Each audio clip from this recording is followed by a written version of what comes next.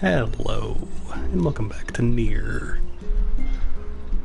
Has been a few days, so last time we just kind of did some side stuff. So yeah, let's just get on with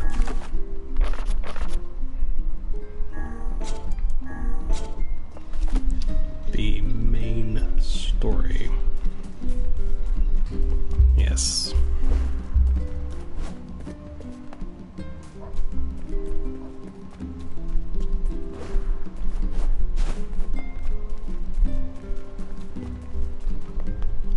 Glad to be back.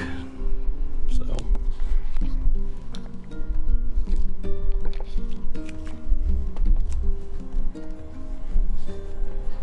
all right.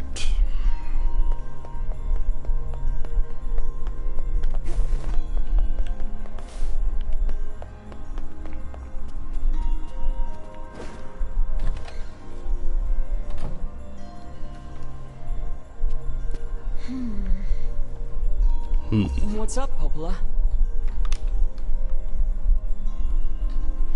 Oh, hi. I just got a strange letter in the mail.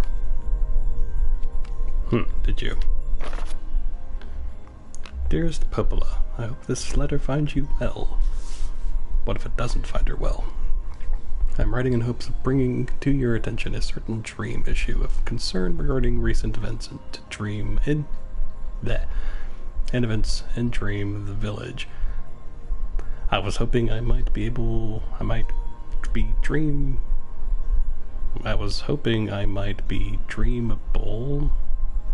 to get your advice, Dream, on the matter. Recently there have been dream reports, dream of a certain dream of dream, evil dream, empty dream, cursed dream, evil dream, dream. Words dream, and dream, someone. Dreams. Apparently there might be something to do with dreams. Also, hello, Fez. That is certainly one bizarre piece of writing. You think? Who's it from? The mayor of a small village in the Forest of Myth. It's a wooded area up north. The Forest of Myth? They're usually a bright and cheerful group of people. Something like this is very out of character for them. I have a bad feeling about this. I'll check it out. You will? Don't worry about it. I've got business there anyway. Oh, well, alright. Thank you. Awesome. The Forest of Myth is to the north, after you cross the small wooden bridge in the northern plains. Gotcha.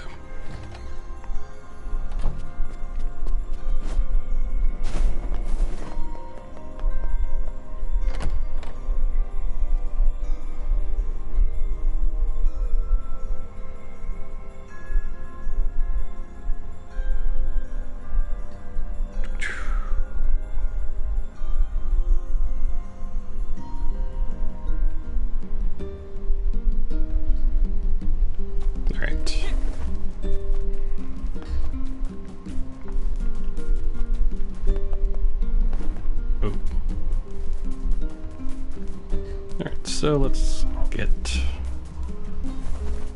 it's not the northern plains, but I'm just checking to see about items and such. Make sure you stop.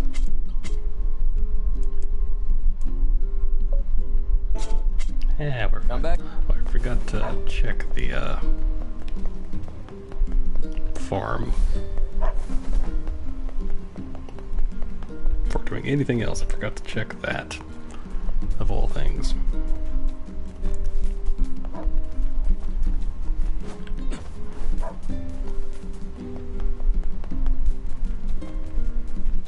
So I don't really need to worry about so much right now, but still.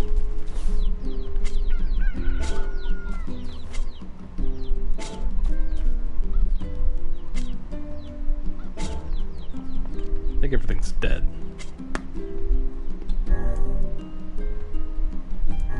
We'll worry about that later.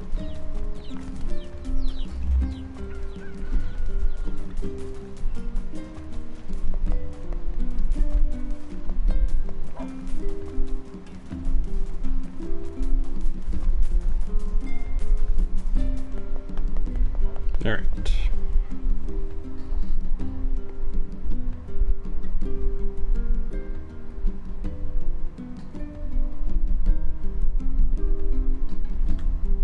Learned awesome food, Grievous.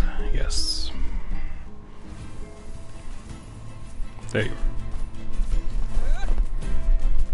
are. Alright.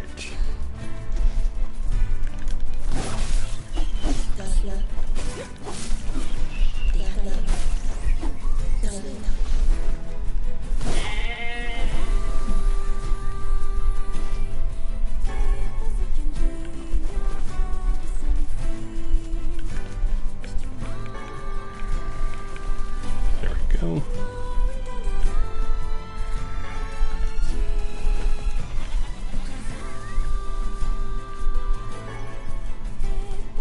I do think that we did end up going to the Forest of Myth at one point. Like, really early on. On accident, of course, but...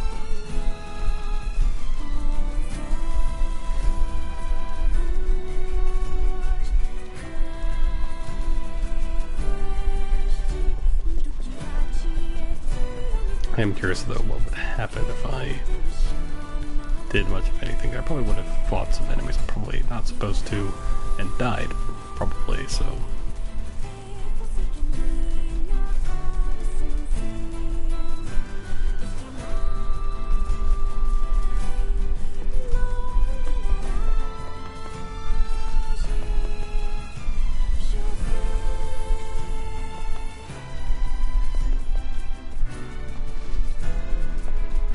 Alright.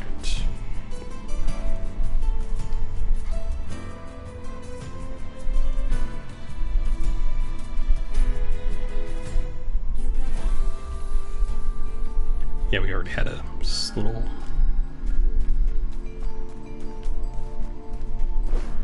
scene here.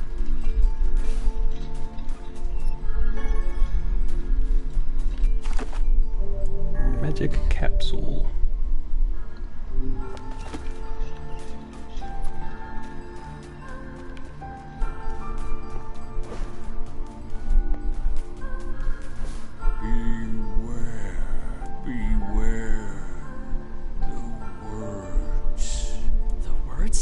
What do you mean? Contagious words. Contagious words. Those who dream? Hold a moment. There is a strange new sensation in my mind. Weiss's voice rose in a quizzical way. It is not quizzical. What's going on? The villager's body shuddered as he slowly opened his Perhaps eyes. we should start by asking this man. Who are you? We heard something happened to this village, so we came to see if we could help.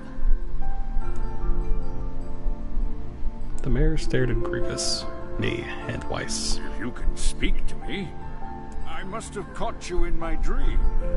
In your dream? The mayor explained. In the past weeks, a mysterious disease called the Death Dream had spread across the Forest of Myth. Those who caught it were cursed to fall asleep and live forever within the world of their own dreams. The village mayor had determined the Death Dream was spread from person to person by spoken words. But before he could learn more, the disease took him as well. Weiss stared at the mayor, his mouth twitching slightly. Here. Are you saying that we have been absorbed into your dream? Well, yes. I think you have. In other words, Said. we've caught the Death Dream? Before the mayor could confirm my suspicion, Weiss exploded with rage. Ridiculous. Preposterous. completely unfathomable on every conceivable level. I don't even recall falling asleep.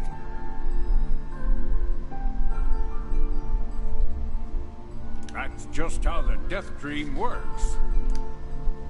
So polite, the mayor was clearly trying to brush aside the book's remarks. My remarks are not to be brushed aside, fool. The mayor twisted his mouth into an embarrassed grimace, then quickly changed the subject to who I had seen and what they had discussed since coming to the village. Something there must have caused you to enter my dream. A certain conversation, a specific word, something.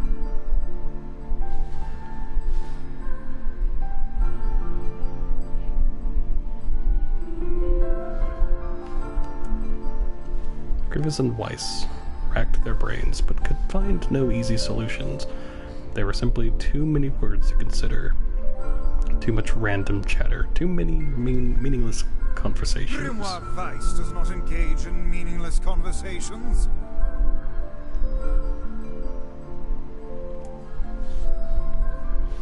The mere suggestion that Weiss chose his words carelessly seemed to sting his pride. It does not seem to sting my pride, you bloated gasbag of a narrator.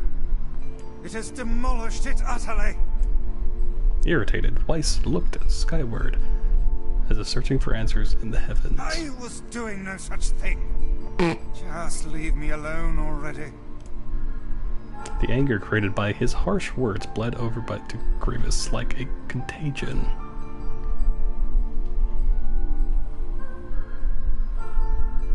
Wait, did someone just say contagion? Yes, I believe so. What of it? Well, that villager told us to watch out for contagious words, right? The mayor leaned forward with renewed interest, pushing his startled Weiss aside in the process. He must have said something, right? Asked the mayor. Some specific combination of words? What was it? It was about dreaming, or something that dreams, or... oh, what the hell was it? A sheep? Cried Weiss suddenly, blurting out the first thing that popped into his head. The others stared at him for a moment before slowly shaking their heads. After a few minutes of thought, Grievous's face suddenly lit up. I remember. Those who dream. That's what he said. I'm sure of it. At this, the mayor produced a thick sheaf of paper from his pocket. He flipped through them a few times before finally nodding his approval at Grievous. That sounds right, he said, as a stray sheet of paper fluttered to the ground. My notes also mention something about that. I bet it was the last thing you heard before you fell asleep. The mayor shook his head, his worn pencil stub tracing lines across a lone piece of paper. For the last month I've done nothing but study the disease we call the death dream, he said. I mean, I'm the mayor, right? It's my job to protect people from whatever comes along, but I never expected a couple of outsiders to start entering people's dreams. The mayor paused, a grimace crossing his face. I should probably be taking notes or something. Weiss immediately fired back. I applaud the force of will it takes to research a disease in your dreams, he said. But perhaps we should bend your efforts to escaping this place instead of trying to understand it. The mayor's hand tightened around his pencil, snapping off the tip. I've tried to escape. From the very first moment I realized I was locked inside my own dream. I've been looking for a way out, but I don't think it exists. I mean, this is my dream, right? If there was an exit, I'd know about it. He paused for a moment, his unfocused eyes staring at nothing. My village was beautiful, he said to no one in particular, and it was filled with the most wonderful people you could ever hope to meet. But once the disease took hold, things changed. It's like someone took a sponge and sucked all the color out of our lives.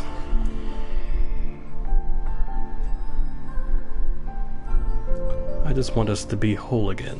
I want us to be free.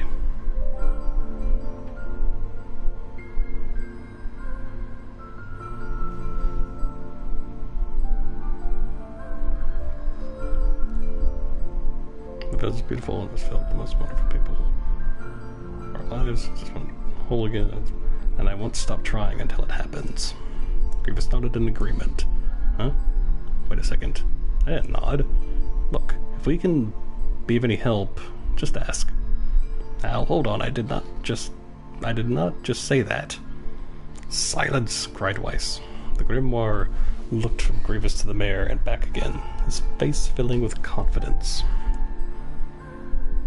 Grimoire Weiss's face is always confident. Thank you very much. Now, see here, Mayor, you told us that nothing can exist in this dream without your knowing of it. But yet you seemed surprised to see us that when we first arrived. Yes. The mayor slowly raised his head, realization dawning on his face. Oh my god, you're right. I had no idea you were coming. The human imagination is a limitless engine, said Weiss, and dreams are the fuel. If you can imagine an exit, then it must be so. With your permission, we shall search it out. Thank you. Don't know how I can repay you. By killing us. Bum, bum, bum. Payment is not required. We are as eager as you to be done with this place. Mayor suddenly felt as if he could breathe again. He'd almost forgotten what it was like. Good luck, you two. He called at the departing forms of Grievous and Weiss. We're all counting on you. As Grievous slowly faded into the misty forest, the mayor was struck by a sense of deja vu. Saw this man once before, he thought, but where? Grievous's mood darkened as he trudged through the forest. Hours earlier, when the beauty of the place was still a new thing, he'd been confident they could get in, find the exit, and be home in time for dinner. But the deeper they went, the more the forest closed in around him. The mist made it difficult to see more than a foot in any direction. The moss-covered rocks seemed determined to twist his ankle. More than once he'd been forced to steady himself on the rough bark of a tree, and his hands now left small trails of blood on everything he touched.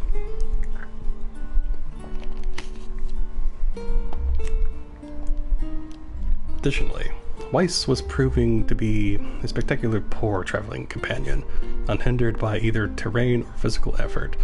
He spent most of his time urging Grievous to pick up the pace and grumbling about their slow progress. Finally, after Weiss muttered something about legless turtles being more adept at navigating the environment, Grievous snapped. Okay, Weiss, cram it for a second, would you? You don't have to walk. Grievous leaned against a tree and tried to stretch the knots from his back. How can this stupid forest be so big? He muttered to himself. The moment the words tumbled from his mouth, a cacophony of insects sprang to life. Every imaginable form of buzz, click, and hiss roared out at a volume that rattled his teeth. Grievous slapped his hands over his ears and screamed to be heard. Weiss, what's going on? Grievous could see Weiss's mouth moving, but he might as well have been shouting in a tornado. The insects screamed, the forest howled, and then, just as Grievous's ears seemed ready to tear from his head and go running for cover, the sound diminished. Hesitantly, he removed the head from his left ear, the hand from his left ear, and listened to the creatures of the woods. Shack. Chiki-chi. Yes. Woo-woo-woo-ma. Shick, shick, chic. As the insect symphony dimmed another decibel, Grievous began to detect patterns in the sound. This isn't random, he thought. It's not just white noise, it's something else. The insects weren't just calling out, they were asking a question. 1, with it is lacking. 2, with it is ideal. 3, with it is dangerous. What is it? By my pages, is this a riddle? I guess so. I mean, feels sort of forced, but maybe it's the key to getting out of this place. Then I leave it to you to answer. 1 with it is lacking, 2 with it is ideal, 3 with it is dangerous. What is it? The answer is a secret. The answer is a seesaw. How should I know? Oh. Oops. That was part of the thing.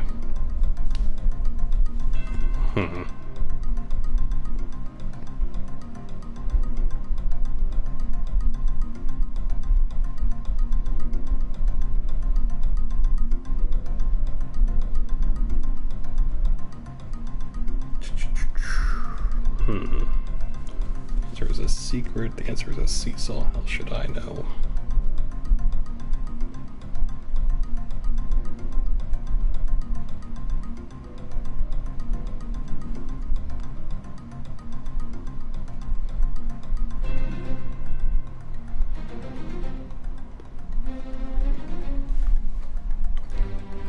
I'm gonna say secret. That probably makes the most sense.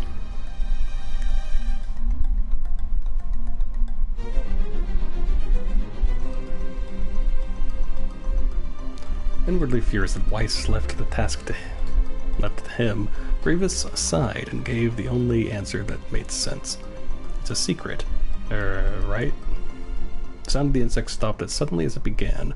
The forest undergrowth parted before Grievous like a rippling wave, opening a new path. These forest arthropods are making a road for us, said Weiss with glee. Pleased at passing the test, Grievous moved on with new intensity. The path offered his body relief from the undergrowth, but gave even greater cheer to his mind. As long as they were on the path, their journey had a purpose. I guess the forest has accepted us, huh? said Grievous after a bit. Weiss spun around to face his companion. Do not mistake the will of this forest for some happy pet you can suddenly befriend. We have no idea where this path leads. As Weiss finished speaking, the pair turned a corner and found themselves facing a clear forest spring. Smiling, Grievous picked up a small rock and sent it skipping across the surface of the water. Good heavens, said Weiss. His surprise was understandable. Each time the rock struck the surface of the water, a musical note rang out. When the rock finally stopped moving and sank to the bottom of the spring, the ripples it left behind came together to form words.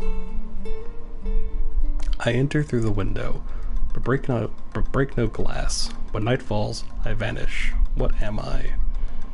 Absurdly easy, barked Weiss. Now answer it. Grievous grit his teeth and tried not to reach out and strangle his companion. He's right, after all. This one is pretty easy. I enter through the window, but break no glass. When night falls, I vanish. Sunlight. A bird. Clearly.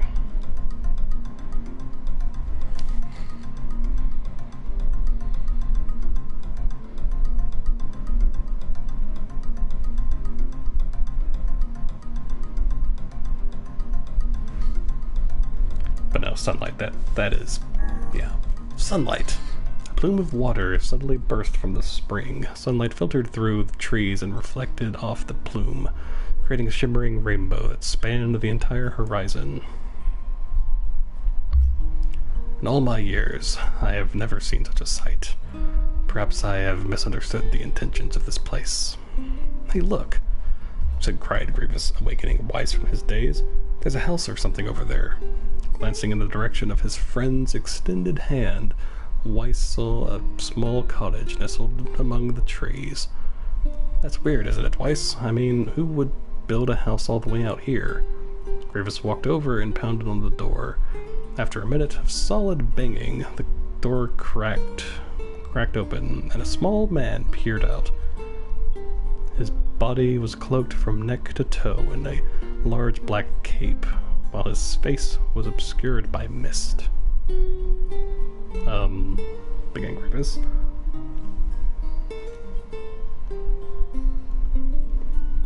But before he could get any further, the cloaked man held a hand up and began speaking. I have 4 legs in the morning. I have 4 legs in the morning and 2 at noon. But in the night of 3, what am I? Grievous tried to ask the cloaked man who he was and what he was doing there, but he simply repeated the question. We wish to engage this man in conversation, said Weiss. It seems we must answer his riddle. Yeah, I suppose. Well, at least it's an easy one. I have 4 legs in the morning, and 2 at noon. But in the night of 3, what am I? A demon.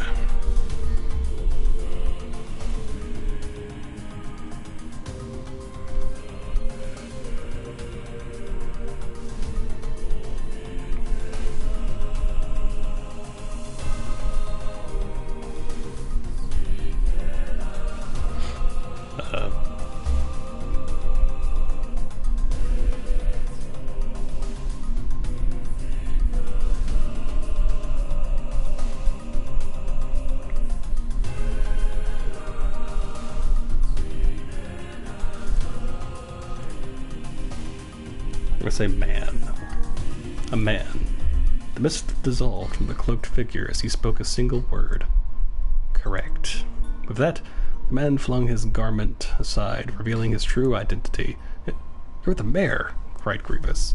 The small man slowly shook his head. I am not the mayor you know. Now listen to my words. Long ago, in a galaxy far, far away. No.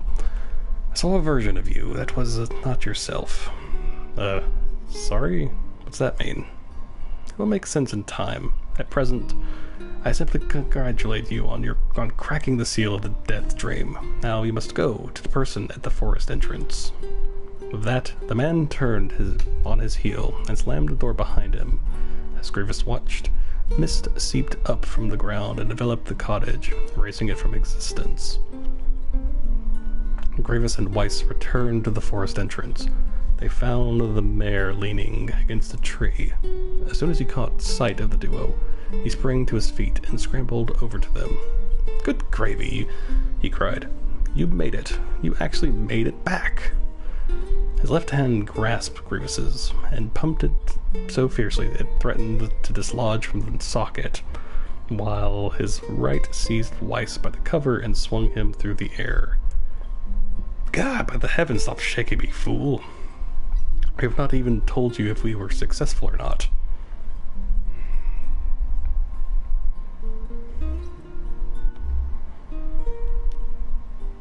The mayor smiled broadly and shook his head. I'm just happy you're alive. I didn't think I'd ever see you again. Grievous withdrew himself with the mayor's eager handshake with a slight smile. We broke the Deathstream seal, he said. At least, I think we did. The mayor's face beamed as Grievous filled him in on the details. When the tale was done, the 3 of them laid down on the forest ground and fell asleep. Grievous cocked his head. Okay, hang on a second. This is crazy. Why would we just lay down and go to sleep? Cease your endless prattle and go to sleep, fool. Fighting against the rules of this place is futility itself. Grievous and the mayor immediately reclined atop the grassy earth. Have you forgotten? Continued Weiss. It is words that control the death stream, words that allow us to move from place to place. No matter how unnatural they seem, the words are absolute. Therefore, if the words tell us to sleep, then sleep we shall. And once we do, the story will continue. With that, the trio found their eyes growing heavy, their breath slowing. This is the first time, began the mayor. The first time I have felt tired since I was imprisoned here.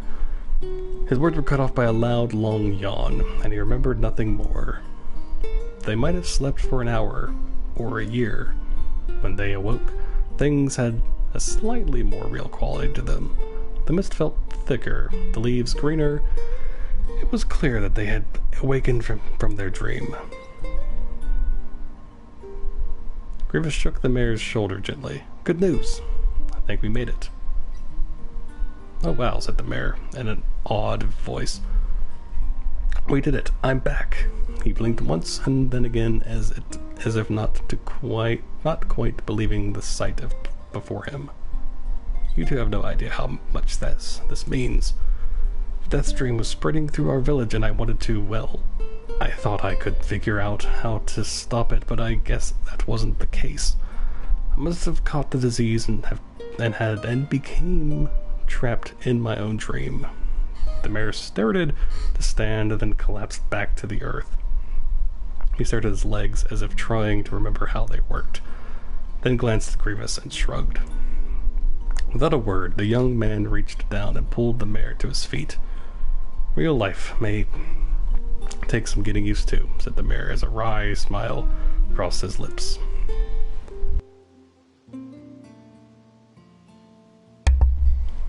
Shall relearn in short order, I am sure, said Weiss. For now, you shall return to your home and rest. No, said the mayor, swaying on unsteady feet. No, I can't. Some of the villagers are still trapped in the death dream. I have to save them. The mayor slowly made his way to the divine tree in the center of the village, then bowed his head and prayed silently. This is the holy tree.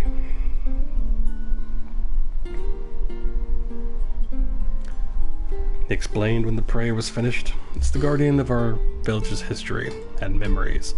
Superstition will only make our mission harder, muttered Weiss. We should not put our faith in the gods.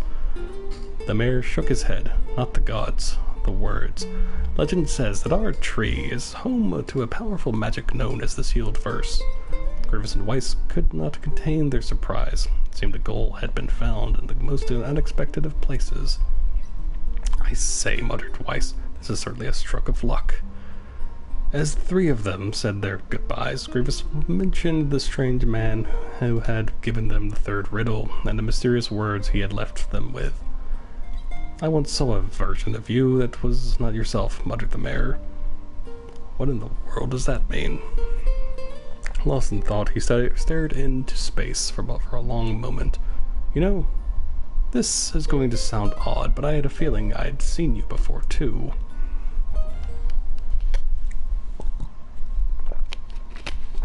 Grievous tried to keep a straight face, and failed, but the mayor didn't seem to notice.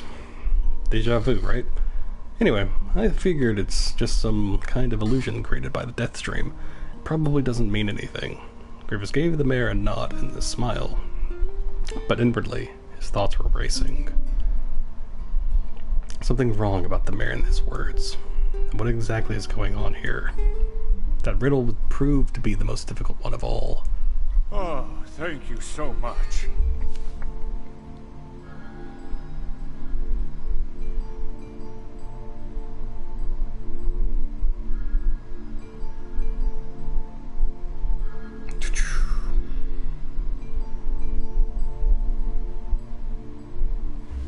Alright. That was a lot of reading. Now I can finally return to a normal life. This is one of the most bizarre diseases I have ever encountered. I know. That's why we have to help the other villagers, no matter what. Obtained Sealed Verse. Obtained Dark Execution Magic. Right. For a sealed verse, that didn't take much effort. Yes, all a touch too easy, if you ask me.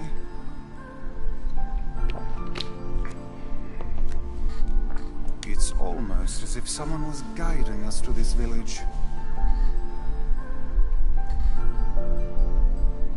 Don't overthink advice.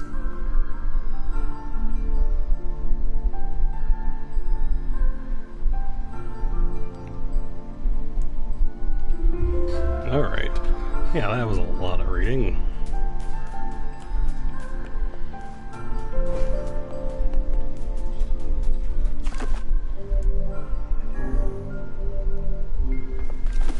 It took a bit. Alright.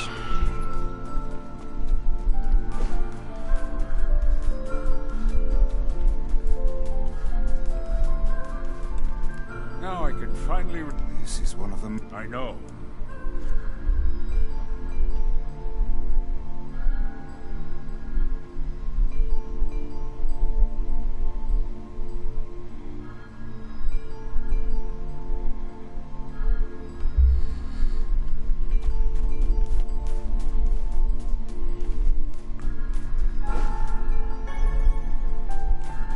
Good old tree branch.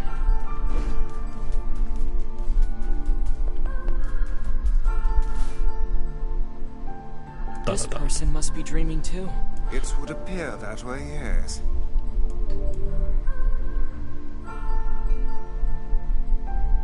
Sure. Can't say I'm very excited to go back there. That dream world sort of creeps me out. Perhaps you should spend less time complaining and more time getting on with the mission.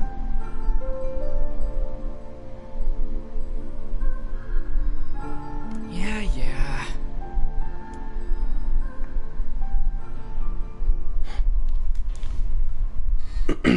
Okay.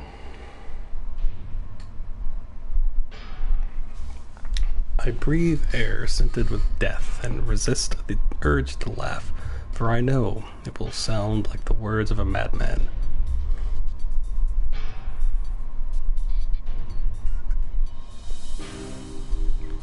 Or how long have I been in this fresh hell?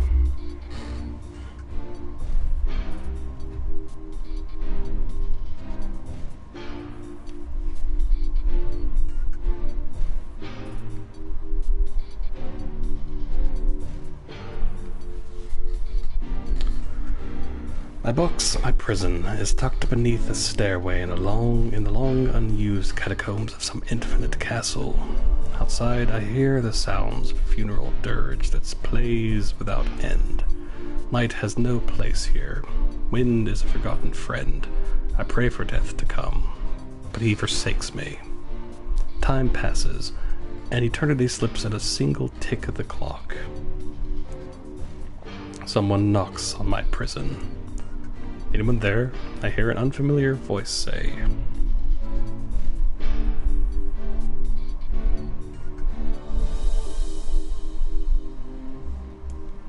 My savior.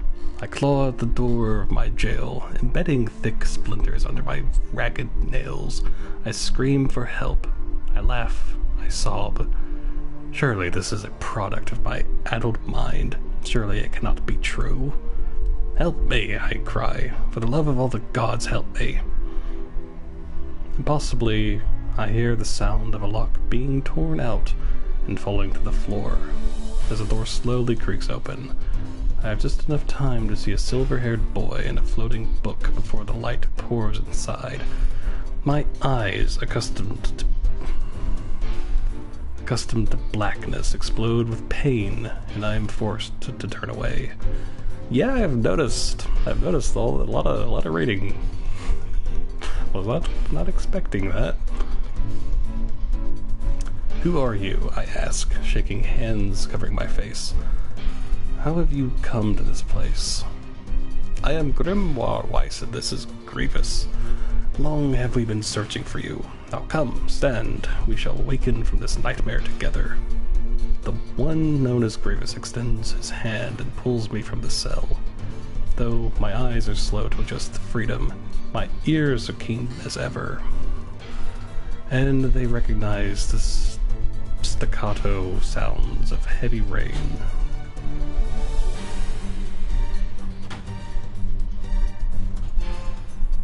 Never thought to hear that again, I whisper.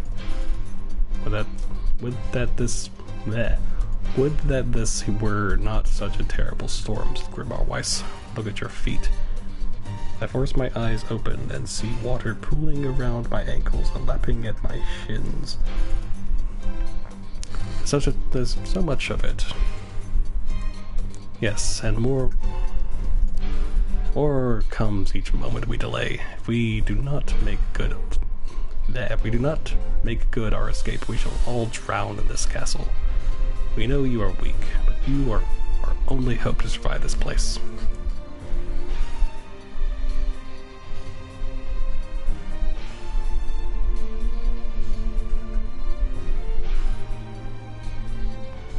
Time, that long-forgotten friend, made itself known again, nodded my head and swore to save my rescuers, no matter the cost.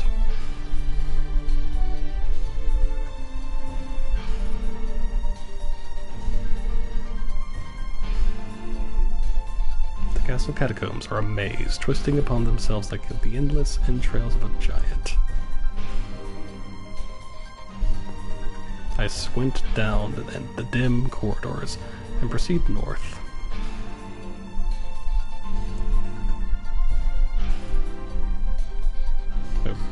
Okay. At the end of the corridor, I find a row of 20 gorgeous canopied beds resting atop a carpet of velvet. All are covered in a thick layer of dust and cobwebs. Searching for the door to the next room, I come upon a shapeless mass of gray matter. It has been shoved against the side of the wall. Despite my fever, I think I see the outlines of a door just beyond. When I reach out a finger and touch a piece of the mass, it turns to dust and drifts away on the wind. Realization slowly dawns, and I fall to my knees and weep. Corpses. I face a mountain of charred and crumbling corpses. I look from it to the beds and back again until the horror dawns full upon me. Someone has piled these bodies into a tower and set them ablaze. Whether they were alive or dead, I do not know, and sanity will not permit me to consider the proposition further. I make a sound, whether scream or laughter, I cannot be certain. Then my mind grants me merciful blackness, and I find myself opening the door and leaving that most terrible of rooms. I squint down the dim corridors and proceed east.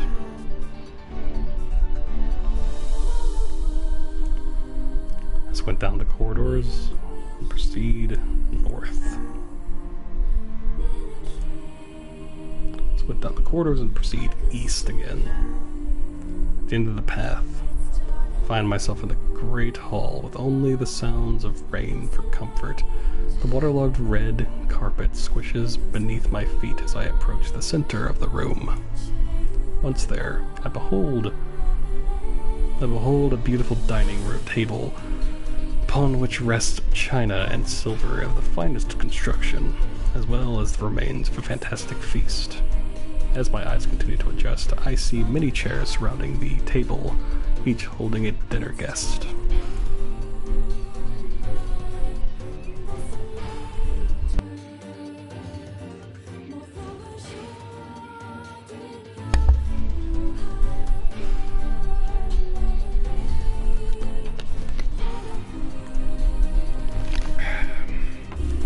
All this reading I was not expecting. Noticing movement, I approach the chair at the table's head, but as the truth of the matter dawns on me, I recoil in horror.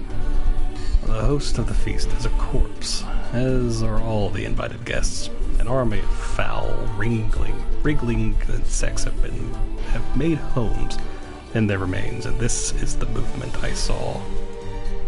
Of this once splendid feast was now nothing more than a requiem for the damned. I take a moment to steady my shaking hands, then slowly back away from the table. Desperate to lose sight of the abomination before me, my gaze lands on the chairs upon which the dead were seated. This is a mistake, for the chairs proved to be even more terrible than the feast itself. Each one is covered in a layer of spikes and run from the seat up the back and down the arms. This explains the color of the carpet beneath my feet. I can only pray that the unfortunate diners were dead when the meal began. For if not, it is a simple task to envision the agonized screams that must have been sprung forth from their mouths. My mind grasped frantically at the possibility that these souls had committed some terrible crime for which this was punishment. Though in truth I suspect they had committed no crime at all. There would be no tomorrow for these unfortunates. This was their last supper. I went down the dim corridors and proceed north.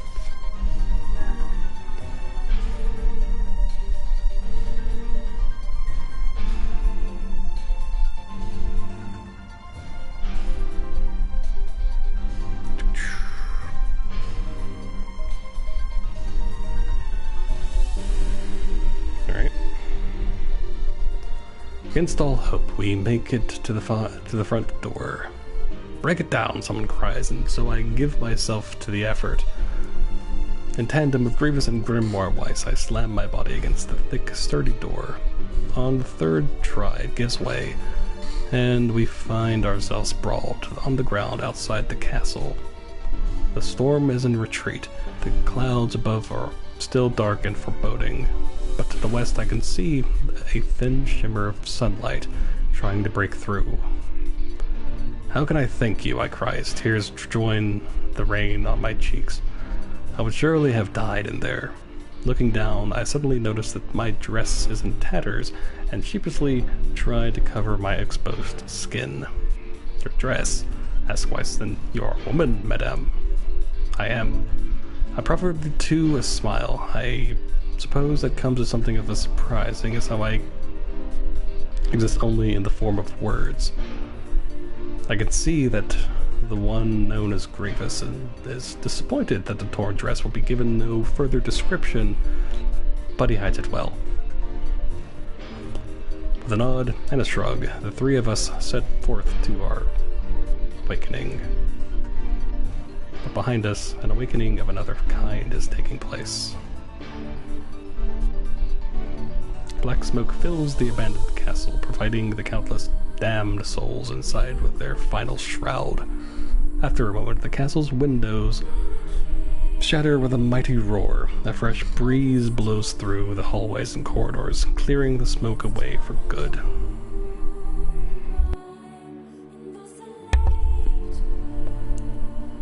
As we watch in awe, uncountable black shadows slowly flicker to life, crossing to and fro in front of the broken windows.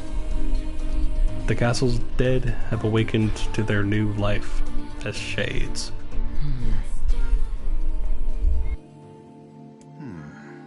You have anything to say about that? Hopefully there will be no labyrinth next time.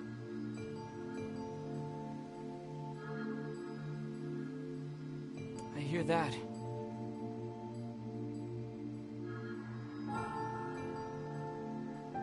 Be right back.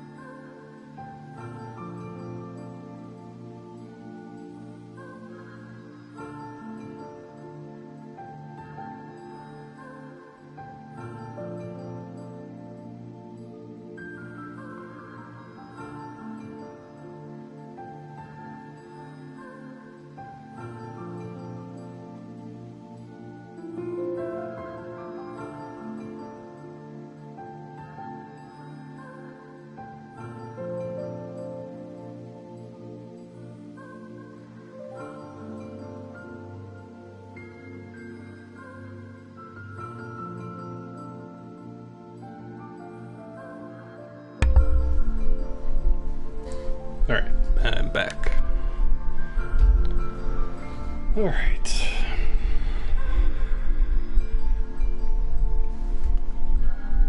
More reading, probably.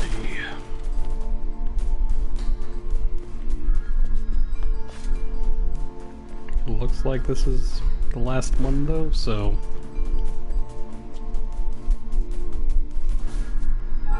And another victim. This work certainly is trying. I figured a book like you would be into all this word stuff, Weiss. Then I have my exceptions. Now let's be off.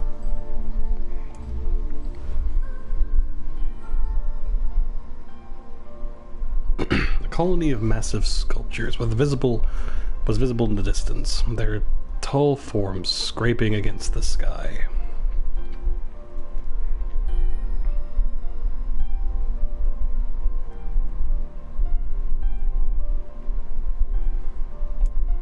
Weiss and Grievous had never seen such a sight, and their eyes widened as they tried to take it in. Those buildings must be huge if we can see them from this far away.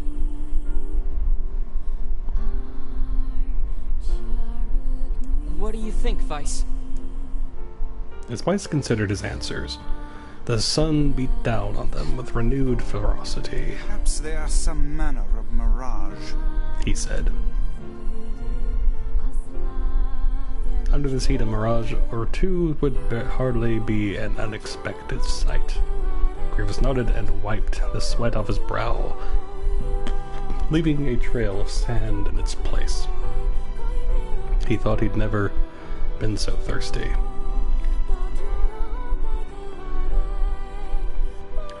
The ancient road on which they walked was black and cracked with age.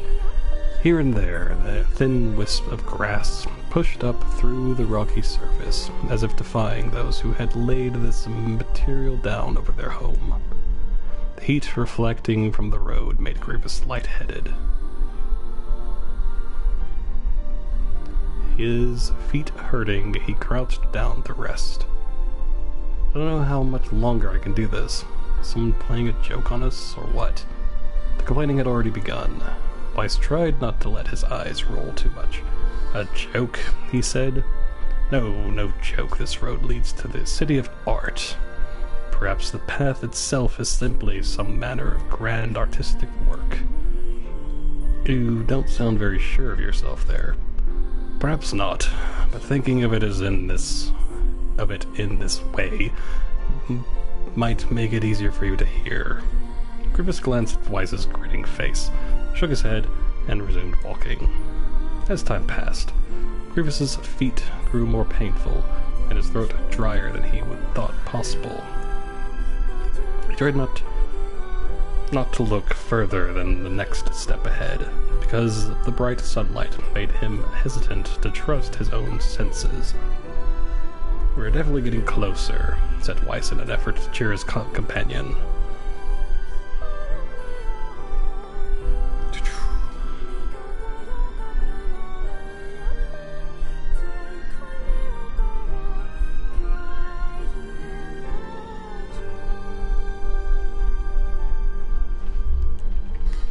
Yes, this much is certain. Encouraged, Grievous lifted his gaze.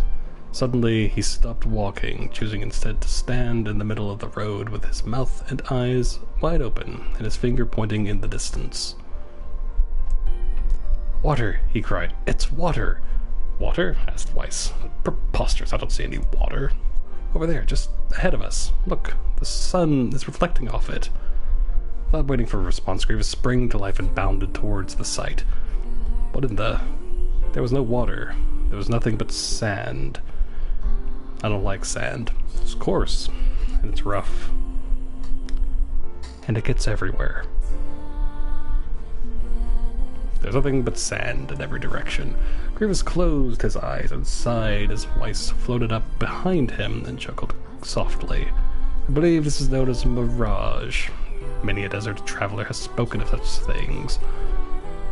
Grievous shook his head, bewildered. Suddenly he pointed off in the distance, his eyes wide once more.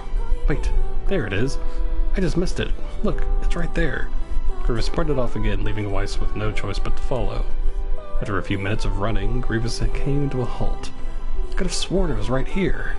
Confused, he put his hands up to his eyes and rubbed them vigorously. As soon as he stopped, he noticed a blue, shimmering pool of clear water just over the next rise. With a shout, he bounded off in search of it. The chase continued for nearly an hour until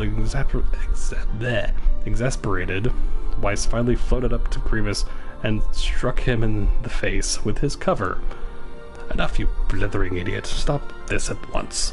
There is no water here." Grievous's face clouded. "There isn't?"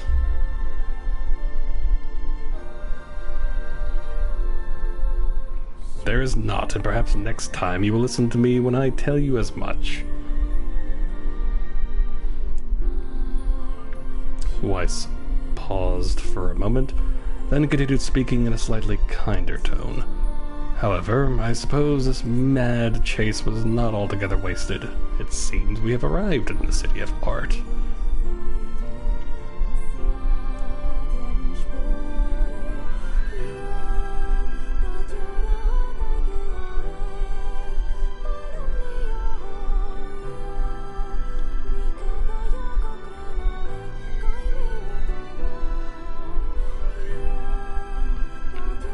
Grievous looked up. Stretched out before him was a row of impossibly tall sculptures. Their journey was at an end. "They're huge," cried Grievous, completely forgetting the heat and pain of the past few hours. "I've never seen anything so big." Each sculpture was formed from roughly the same shape, a tall rectangle and stretched up towards the sky. But that is where the similarities ended. Most were covered with panes of glass that reflected light in 1,000 directions, while others seemed to be nothing but frames of steel. Some had tall spires on their tops, while others possessed triangular caps. "What kind of city is this?" said Grievous. "Where are the people? Where are the houses? Perhaps the land is intended exclusively for artistic use." The debate continued as they made their way through the city. Miracles of our artistry were everywhere. Great iron crates with wheels that sat silent on steel rails. Beautifully carved works with lights of red, amber, and green dangled over every street.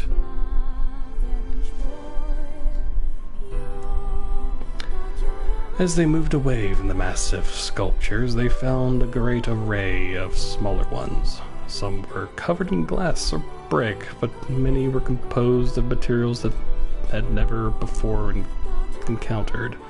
The sheer variety of colors and styles were staggering.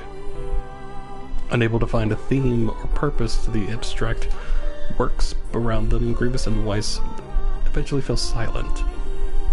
On the outskirts of the city, they discovered 3 sculptures in the shape of humans. Grievous uttered a sigh of relief as he approached them. Finally, I was getting tired of modern art. 3 statues were indistinguishable, except for a single word chiseled into their right arms. One read Alpha, one read Beta, and the final one read Gamma. As Grievous moved to touch the nearest statue, a bird flew from the top of one of the sculptures. Alighting on the statue's shoulder, it emitted a brief, beautiful song that took the form of words. Only one form is real, the others are false. The real form will always speak the truth. The false ones will only speak lies. With that, the bird departed, as if on cue. 3 statues shuddered to life, acquiring color and form as they began to breathe. "Hey, look at that," said Grievous. "They're alive." The triplets bowed low before Grievous. "Please," said Alpha, "you have to get me out of this nightmare. I am real." "Stop lying," said Beta. He turned to Grievous and threw his hands in the air. "Alpha's a fake, you know. I am the real one." "What a load of crap," said Gamma. "Beta's a fake. Everyone knows I'm the only real one around here." Their respective pleas given, the 3 statues returned to their frozen state as silence once again enveloped the city. "When you consider all the statements, only one of them could be the real thing," said Weiss. Grievous furrowed his brow and considered his answer. Only one form is real. The others are false. The real form will always speak the truth. The false ones will only speak lies.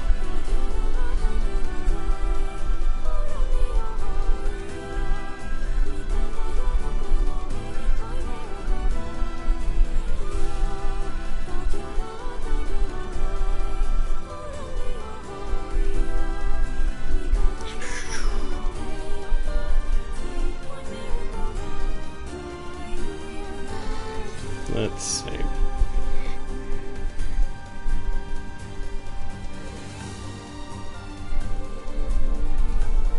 Because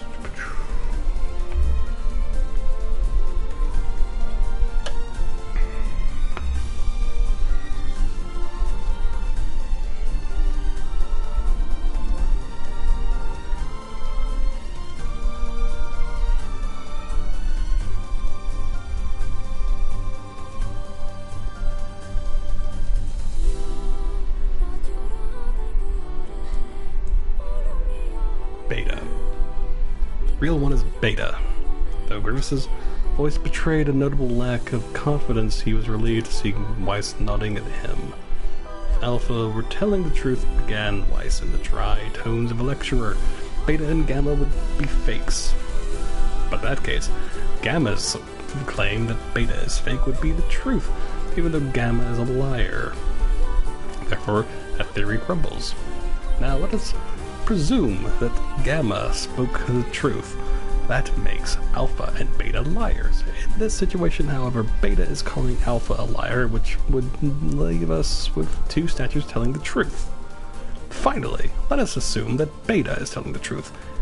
If so, Alpha and Gamma's lies would make sense. Therefore, Beta must be real. Clearly. As Weiss finished his explanation, Alpha and Gamma crumbled soundlessly in the dust, while Beta sprang to life once more. "Congratulations, Villager," said Weiss in a cheerful voice. "The time to awaken has arrived." "Thank you for saving me," cried the Villager. He dropped to his knees and bowed his head as low as he could before an uncomfortable Grievous pulled him to his feet. "Why did you have a dream like this?" asked Weiss. "Have you been to the city before?" Villager slowly looked around at the bizarre objects and sculptures that dotted the landscape, and shook his head. I don't think so. Or it's impossible, right? There's no way I could have ever been to a place like this. But at the same time, I feel like I've seen it before. "Deja vu," muttered Grievous, just like the mayor. The vague sense of unease that struck Grievous during the mayor's dream spread once more through his mind. That was rough. I am positive I have seen that place before. Okay, that's enough. Don't need you getting all weird on me too. Okay, there. Now all the villagers can wake up, right? Yes, if the mayor's assumption was correct. I think I have had enough wordplay to last a lifetime. Thank you very much. You're telling me. Anyway, let's go see the mayor. And kill him.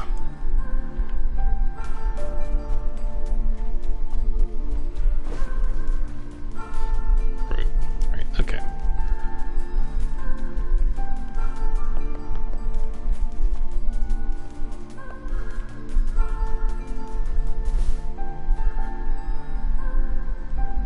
Oh, how wonderful. Thank you so much.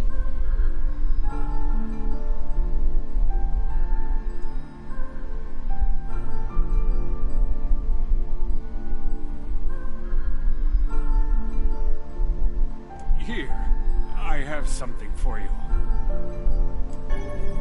Obtain the one-handed sword, Faith. Wow, this looks valuable. I can really have it? Of course. It's apparently a weapon of some renown, but we have little use for it. Well, we appreciate it. Awesome. Thank you again for everything.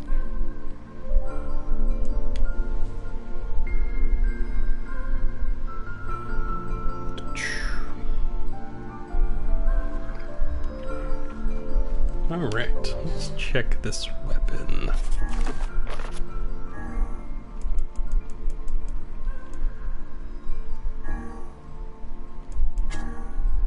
There was once a famous poet in a land to the far, far east. Now, in his twilight years, his ability had withered such that he could no longer craft a single stanza or verse. The poor poet spent every moment racked with sorrow for what had been lost. But one day, a monk appeared by his side, gently placed a blade in his hand, and imparted the following words, which we cannot read because we can't, Actually, we can upgrade this. Might want to go do that before we continue onward.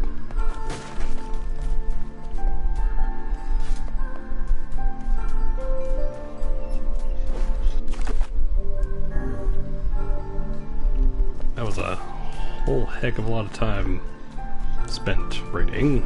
so I need to go to the place to.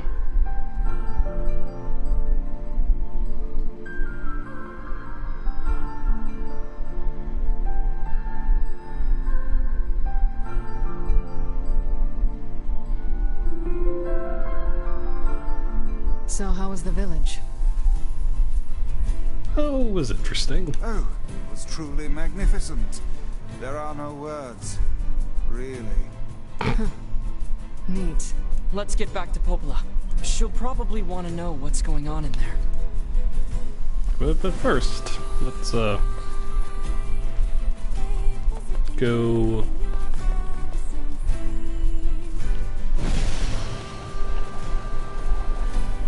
this way.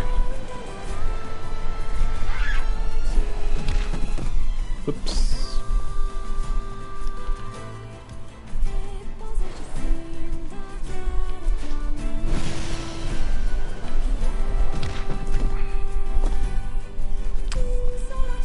Come on.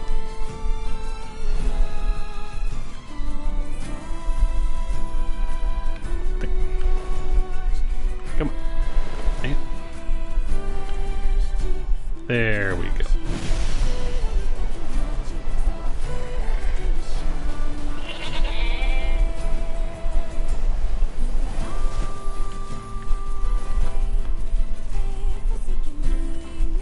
All right.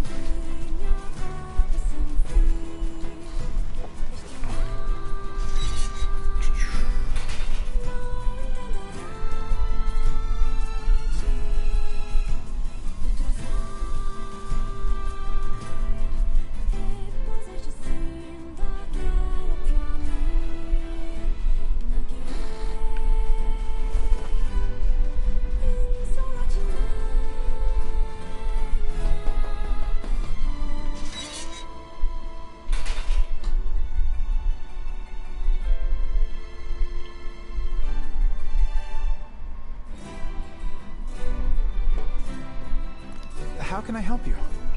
Need some work done on your weapon? All right.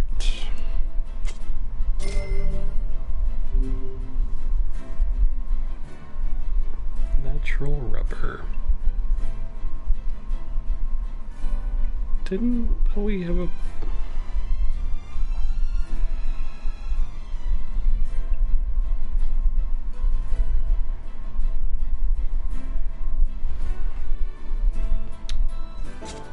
Don't we have a... How can... Need some work done on your weapon? Come back. In, Seafront?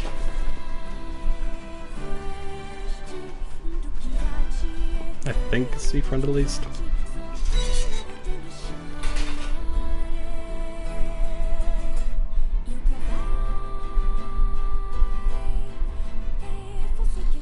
Also, excuse the pixelation, I have no idea why it's doing it. It might be because it's been rainy and such all day. So that might be affecting things. So that's annoying, but whatever.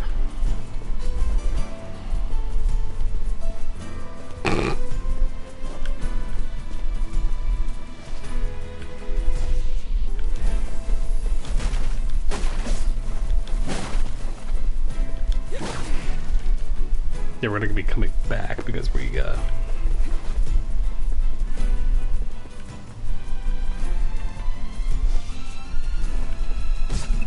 Ow.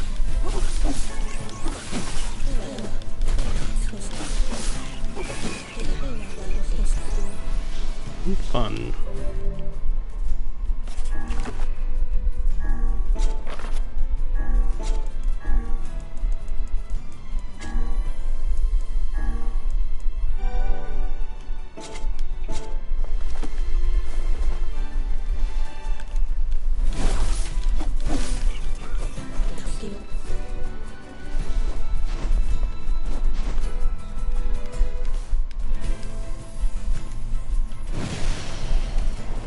Gosh.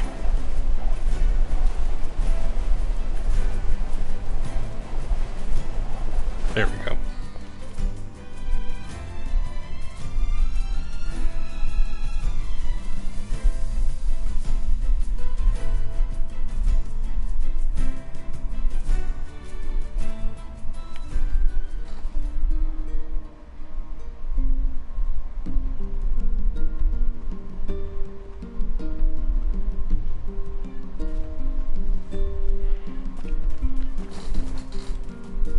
Alright.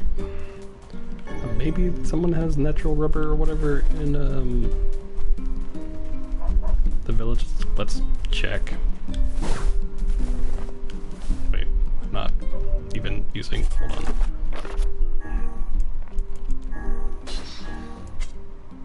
So let's read level 2's story. Kill one by this blade for 1 poem, and 2 for two in kind. The likes of which will be more splendid than any this world has ever heard. Clinging to the monk's words, the man waited for the cover of darkness and cut down a man he encountered by the roadside. The following day, he wrote a most beautiful poem, instantly proclaiming the fame and prosperity he had lost.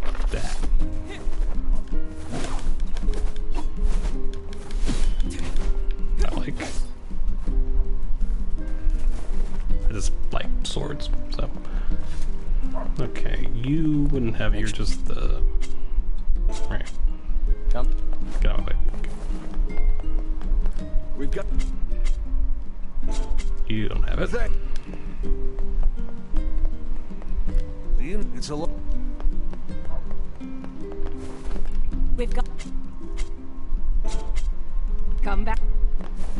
And you, no one, yeah.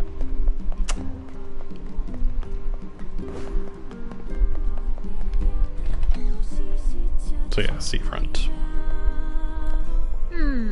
Doesn't look like I...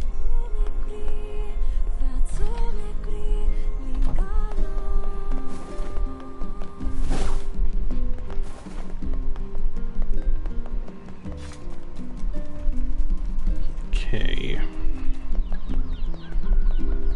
Again, like I said, sorry if it's pixelating and all that good stuff. I don't know why. It's just kind of annoying. Oh well.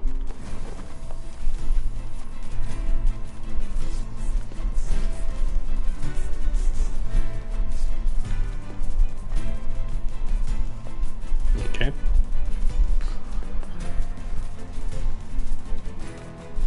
Back to seafront. You anus. There we go.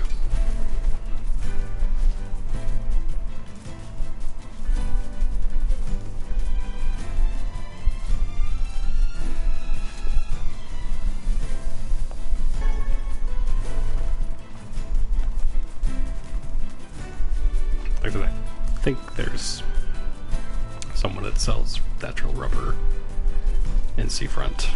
If not, it's probably in Facade.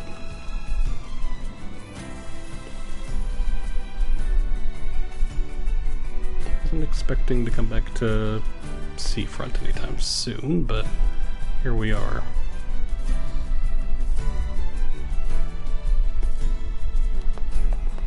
Had I had some, foresight, I might have been able to just buy a few more natural rubbers, but, well.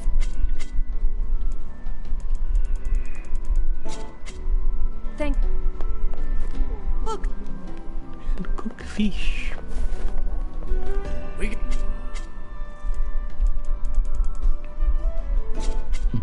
Hope this.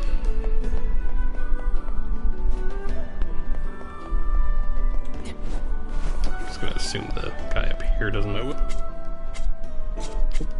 Dig. Dig?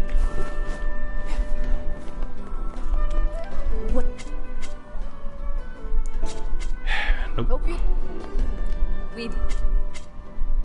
Okay, there you go. Just gonna get 5 of those.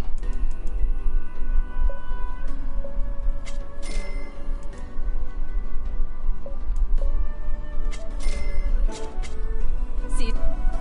Alright. Now back we go, because... yeah.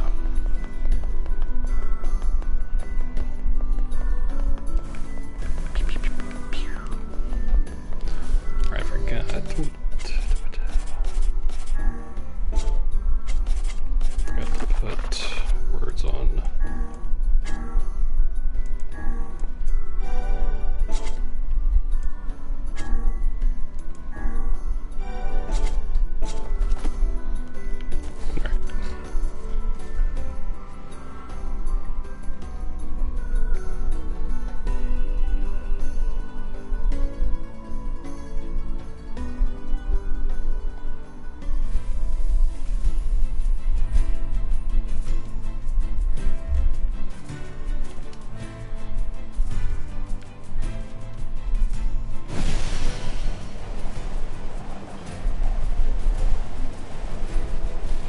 See, this is why. Again, this is why we do the quest, so we can have plenty of money for things.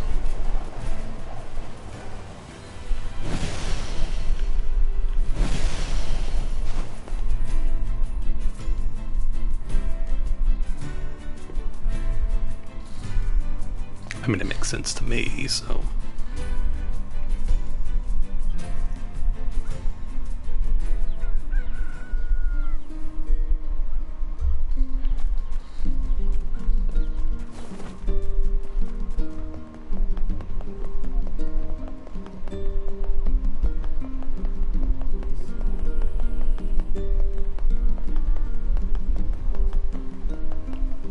Let's see if we have enough.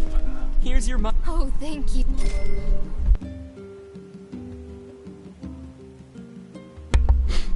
Alright. Neat.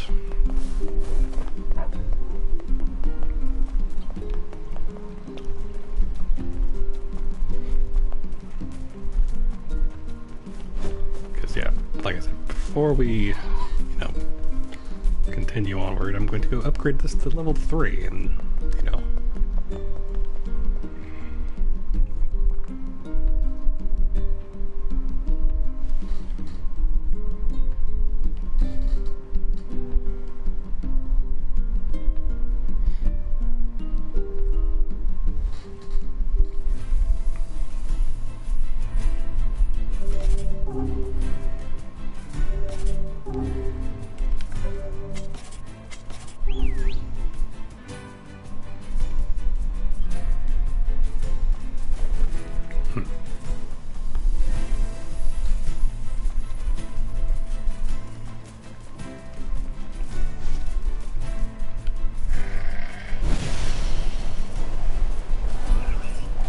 I love doing that.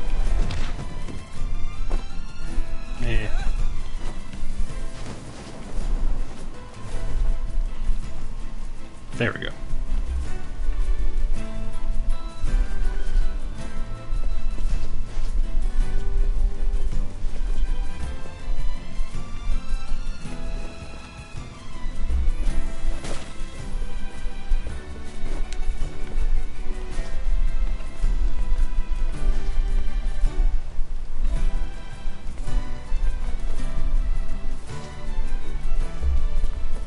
Alright.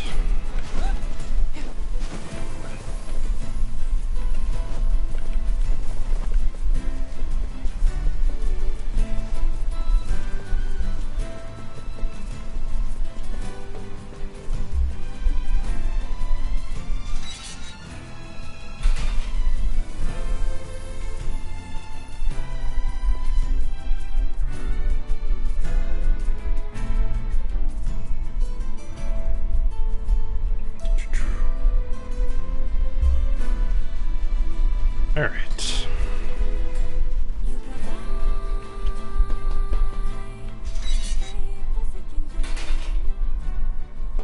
Jacob, I'm hungry. How can... Need some work done on your weapon? Yes, I do.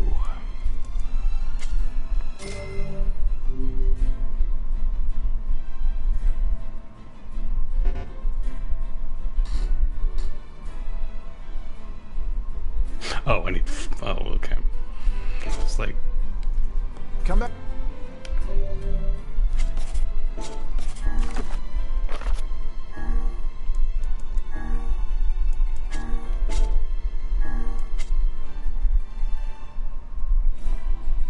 The poet went on to kill 2 in succession. He killed 1 and wrote a poem, then killed again and wrote another, rising to almost dazzling levels of wealth and renown. But soon he became obsessed with knowing how splendid a poem he might write if he were to kill someone precious to him. Okay. Thought level 3 was like the highest you could go, but I just need 3 titanium mallets, which I'm not going to go farm right now because... Need some work done on your weapon? Screw that, so...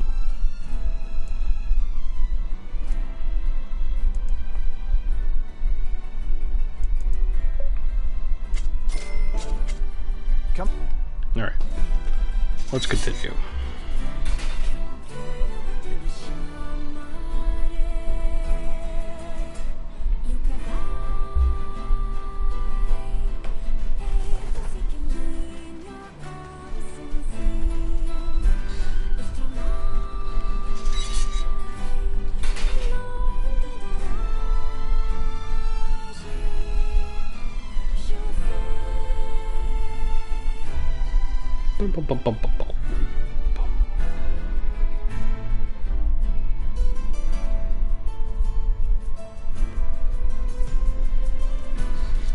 Alright.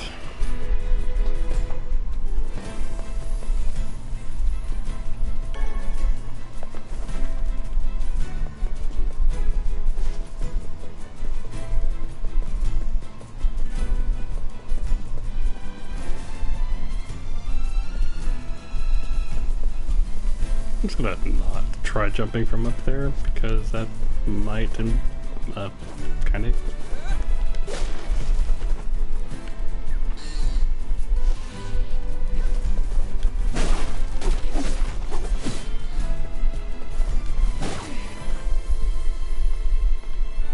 Wee. Okay.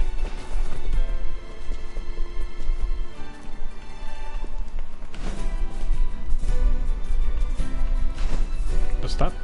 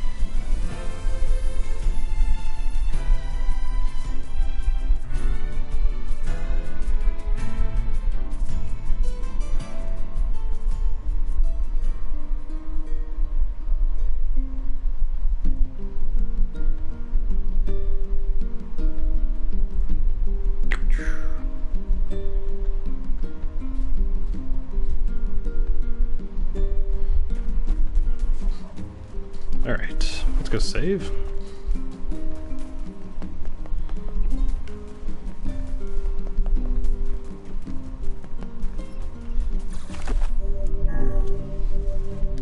Okay. I just kind of look normal now with this giant, whatever that beast cutter thing is. Just like, I just have a sword. I just have a sword now.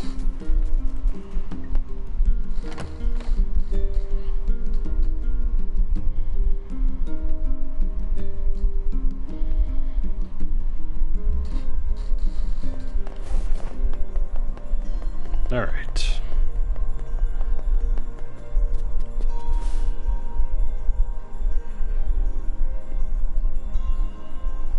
The death dream certainly is a strange illness. Yeah, just a bit. Yeah, it was something all right. Even I, with my natural love for words, have no desire to visit that place ever again. You guys did well. You've been making a lot of long trips lately. Are you sure you're not pushing yourself too hard? Yeah, we're fine. I'm okay. I can't just sit around all day while Yona's sick, after all. If you say so. So, anything I can do for you? Well, I suppose there is one thing I could use a hand with. Have you heard about our plans to repair the canal? The work probably won't happen for a while, but once it's done, we can use the canal for trade and travel and all kinds of useful things. Unfortunately, however, we're a bit behind schedule at the moment. If you're willing to help out, I'd really appreciate it. No problem. What do you need? Great. So, the man I originally asked to help on this project hasn't shown up for work in a few days. I'm starting to get a little worried. So, maybe you can head over to Seafront and check up on him? I'll mark the location of his house on your map. He always carries a red bag over his shoulder, so he should be easy enough to find. Got it.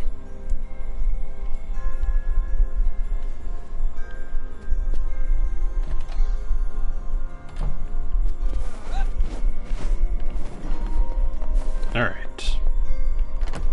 Back to Seafront.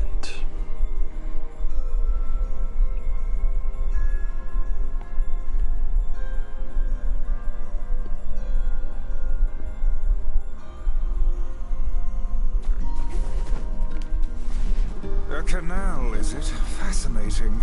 If we had a ferry, we could put these days of endlessly running about behind us. Don't you just float everywhere anyway? Do you think I am borne aloft by the winds, lad? It takes stamina to maintain this height.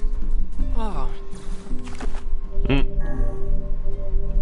Really? You could at least try to hide the utter dismay, you know. I mean... Oh yeah. He's a very good companion. Very good, book companion, yeah.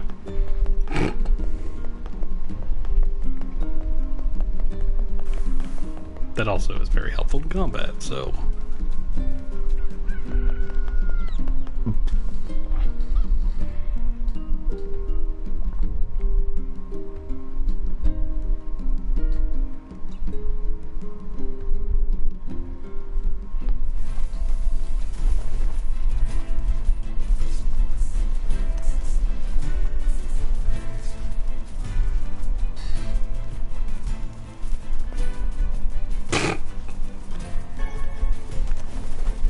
A few words, yeah.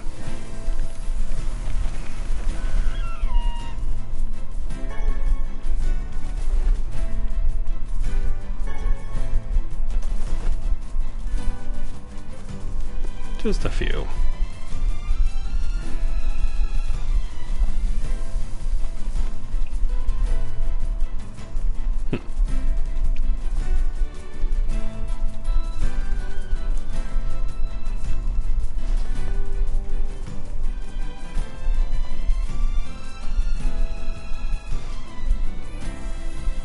Bum, bum, bum.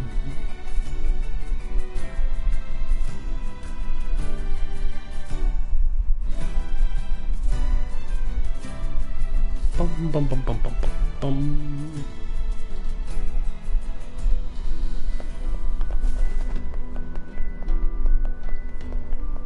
I am glad that we are basically just doing flat out just main story stuff, so. Hey, are you the guy who's supposed to help repair the canal? Popola sent me to... Oh god, it's over. My life is over. Well, this is NieR, so I wouldn't be surprised. Surely you must realize nothing good can come of being involved with this particular endeavor. Easy, Vice. Hey, so, are you alright? What happened? It's my wife. She left home a week ago and hasn't come back. I'm so worried I can't even focus on my work. Oh, my sweet dumpling, where are you? Oh, that's terrible. Would you like us to help you look for her? Really? You do that for me? Sure. But do you have any idea where we should start? Well, she always used to enjoy drinking at the tavern with her friends. Alright, then I guess we'll start with them. Thank you. This means the world to me. Oh, and by the way, my wife always carries a red bag, just like mine. If you mention that, it might ring some bells. I've met some odd couples in my day, but none who felt the need to wander about flaunting matching luggage. You need to get with the times. Coordinated outfits are all the rage. Totally. Plus, these bags are special. We bought them for our anniversary. But now my sweet dumpling is gone. And it's all my fault. Oh, God. Okay, just stay calm. We'll go look for her, alright? You sit tight. I'm willing to bet Tavern that we go. man knows more about his wife absconding than he's letting on.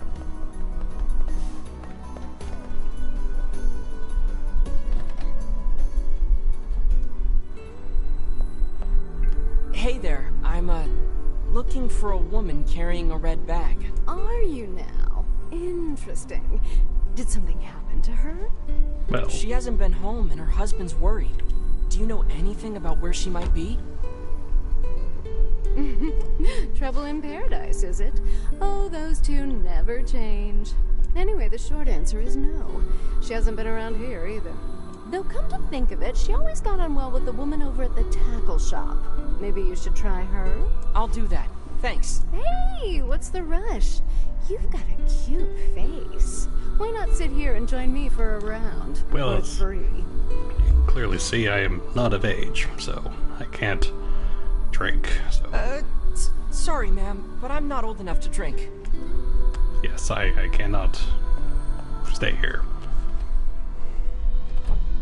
Also, again, every time I come to Seafront, I have to mention, yes, I would live here. It is mandatory that I keep mentioning that. Hey there, do you know a woman with a red bag by any chance? A red bag? Oh, sure. Although now that I think about it, I haven't seen her in a while. Last time she came around, she mentioned something about leaving town, but I figured it was just idle talk. Leaving town, huh? Alright, thanks for your time.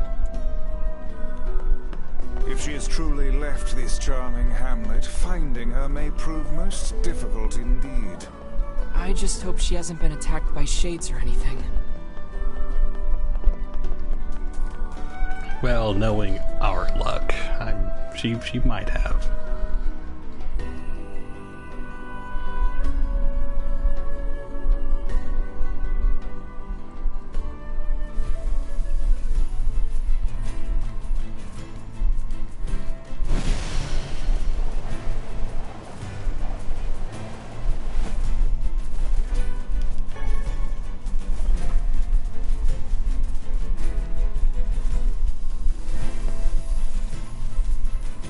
Probably not up here, but...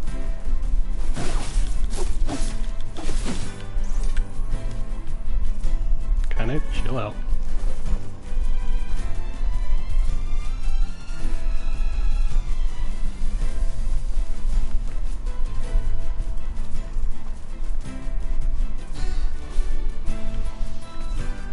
Oh no. Something about that shade seems rather odd. Does it? Of course.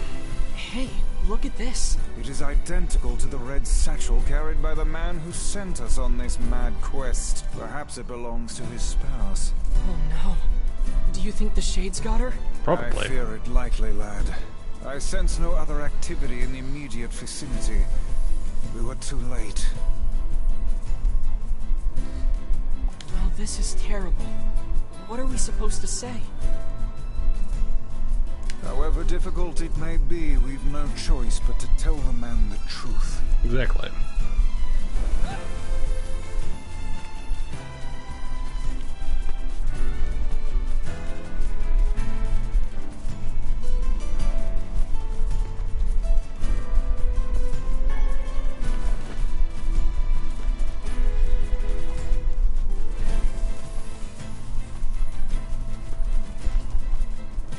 I'm like, oh my gosh, she's dead. It's like, yep, this is a NieR game, alright.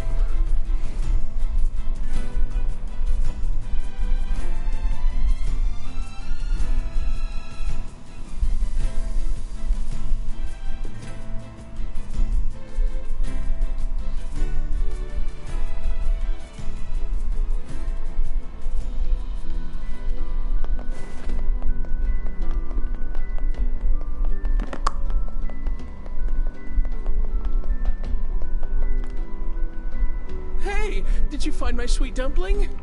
Well, about that. We didn't, but we got this off a Shade.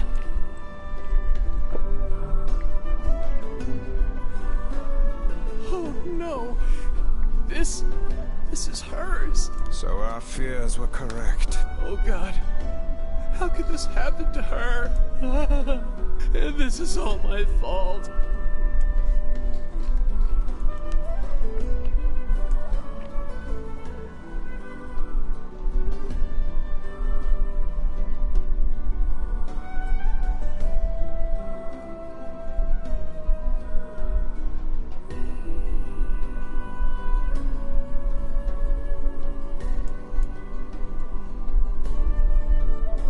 If I may, my good man, why did your wife leave home in the first place? It's because I think we should give him some time to himself, Vice.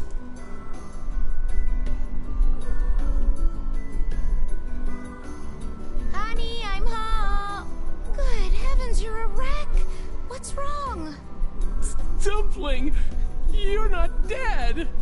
What in the world are you talking about? Oh, you found my bag. Thank you so much. I can't believe I went and dropped it like that. Oh, this is such a relief.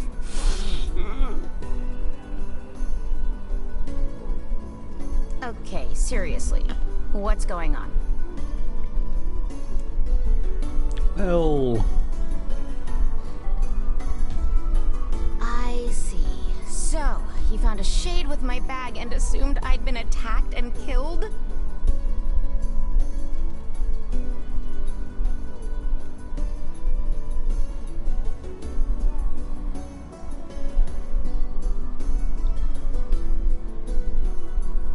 I'm just glad you're safe, Dumpling. But I'm also so sorry. This is all my fault. Oh, if I didn't eat that apple you were saving. Oh, God, I'm such an idiot! Listen, I promise I'll never eat anything of yours again. You just promise never to run away from home again, okay? Run away?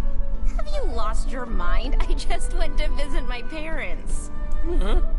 I told you about this. Going to see my family, gone for a week. Remember? Ugh, are you serious right now? Why don't you ever listen to me? Lad, my brilliant intuition suggests we should beat a hasty retreat from these two with all speed. yeah, probably a good idea.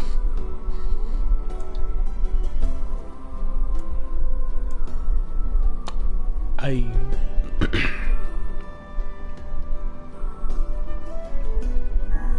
can't believe you didn't listen to me, and you ate my apple. Ugh, you are the absolute worst. What? Oh, like you're some perfect angel. You didn't even care enough about our anniversary to hang on to your bag. You, kid, I'm right about this, yeah? Oh, gosh. If anyone's wrong here, it's my wife, right? Wait, you're asking me?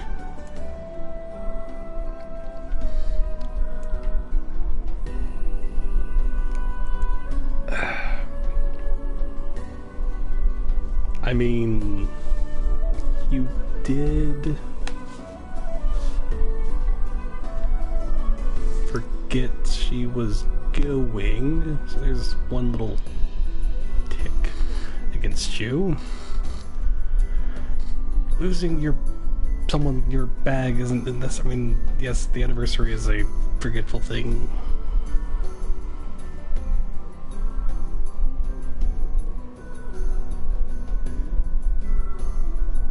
And you're both, you know, forgetful, apparently.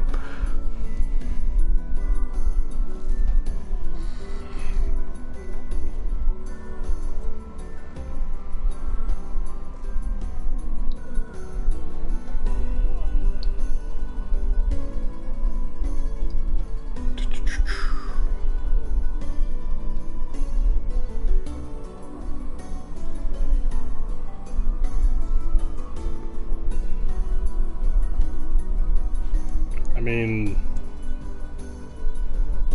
I'll say him.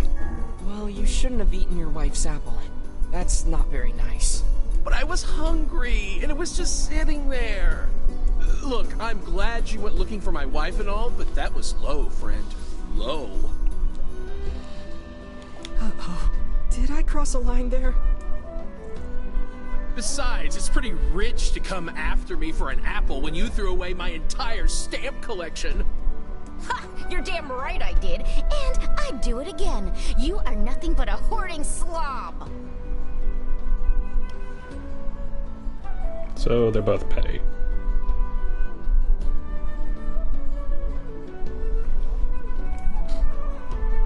You there. My husband's in the wrong here, isn't he?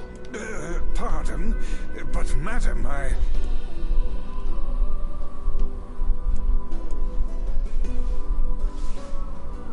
Honestly, you're both pretty petty. Oh, enough. The both of you are at fault. Now apologize to one another and end this ridiculous display. Big talk for a floating magazine. I see you finally agree on something. Hmm.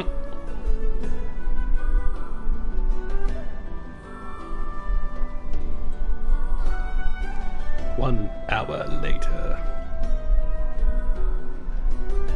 Do you not even understand how frustrating this is, you colossal oaf? This is exactly what I hate about you. Fine, hate me. I'll still sleep like a baby knowing I'm not an unreasonable hag like you.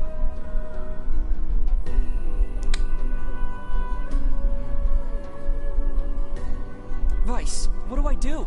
You turn on your heel and walk away as fast as your legs can carry you, my good lad. That's it. I have had enough. Instead of belittling me, why don't you get a proper job? Everyone in the neighborhood treats me like dirt, and it's all because of my unemployed slob of a husband. Actually, I have a job now. Wait, you what? You're kidding. Why didn't you tell me? That's great. Well, I sort of wanted it to be a surprise. Oh, you big silly Billy. Well, this calls for a celebration. Come on, I'm going to bake you a nice apple pie. Yay! Everything worked out in the end. Hooray! Even though they're both extremely petty, but... I have no idea what just transpired, but it has utterly exhausted me. Well, looks like they made up, so... all's well that ends well? In the course of all that madness, I have forgotten why we even came here in the first place. Oh, heck, the canal! We need to ask him about the canal.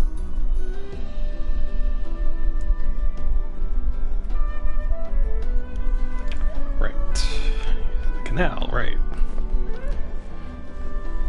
can't thank you enough for all your help. Sure, but listen, we need to talk to you about the canal. Oh, right! That's why you came here in the first place, huh? Yeah. Well, now that my love life is rolling in clover again, I'd be more than happy to get going on the canal work. Yay. Heavens, that was exhausting. Yeah, I think. Tell me about it. Anyway, let's go give Popola an update.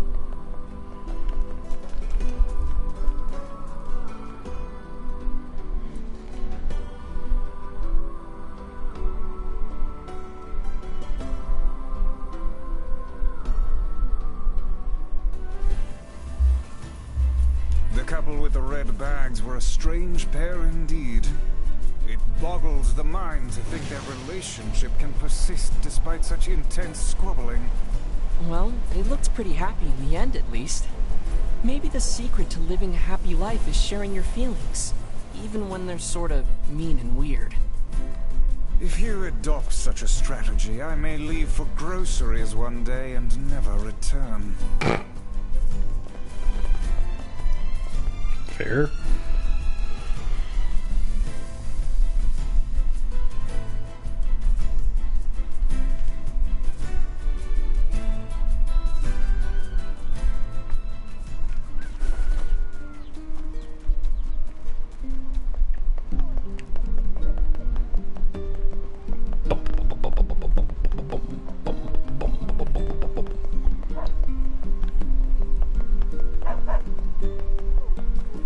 Alright.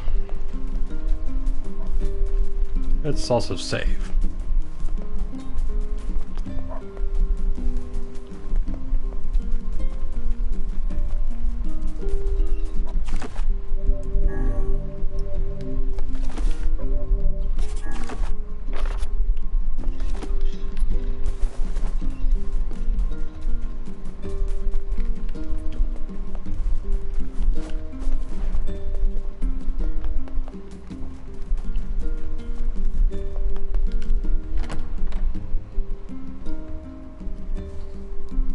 Yay, okay.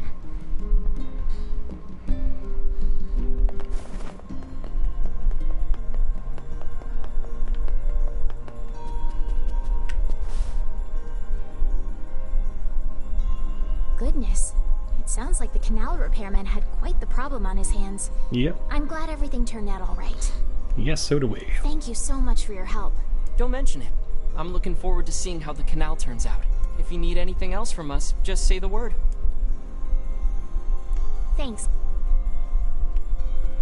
Hey, wait! Huh? I almost forgot. Yona is looking for you. Huh? She said she needed something from you.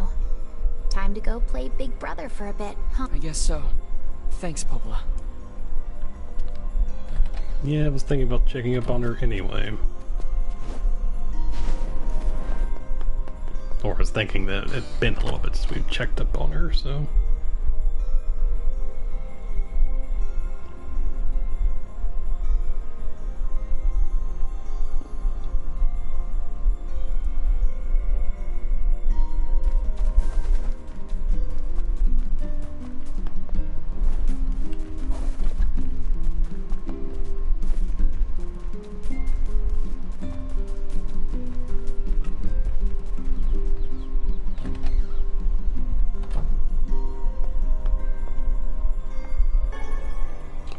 Drop.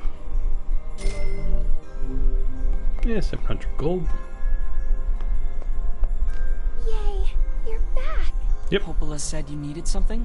Yeah, a favor, actually. What is it? I can't help if you don't tell me, sis. Okay, I'm gonna say it. Ready? I'm ready, Yona. I need you to help my friend. Your friend? Yep, I have a friend, and we've been writing each other letters. Seriously? A pen pal? How delightful. So who is this? Well, he's kinda... He? It's a guy? Yes, and he's sick and in a whole lot of trouble. And I know that you and Vicey are the only ones who can help him. Vicey? Tell me about this guy. He lives in this really big house down south, and he's super nice, and he's my friend. So you have to help him, please? Yona, listen. Please? Great. Now what do I do?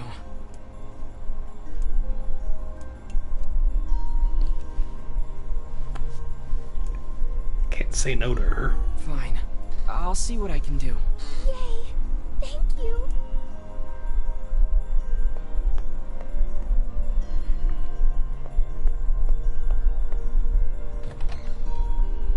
Great. Yona's got a boyfriend. Is something amiss, lad? No, it isn't. Shut up! Huh?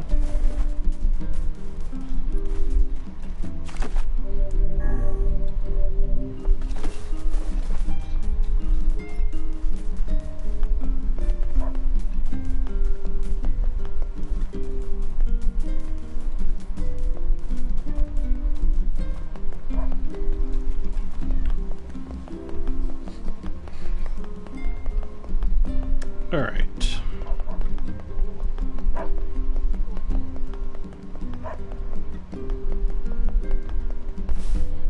Well, thanks. Thanks.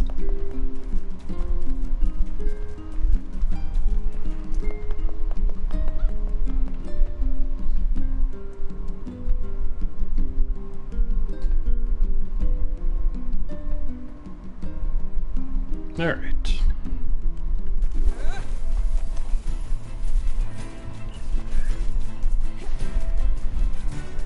How can these creatures let us dispatch them without complaint?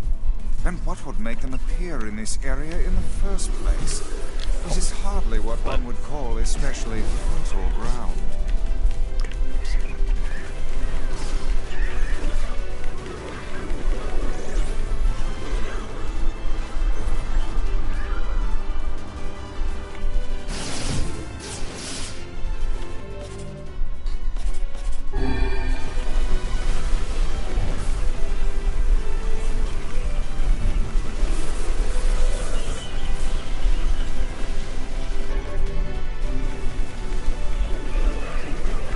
Yeah.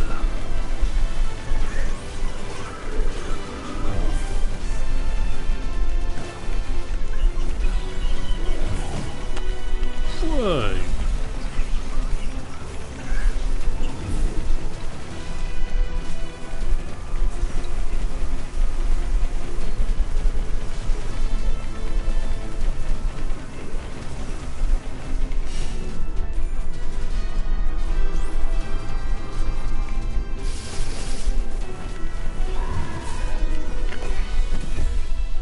Really?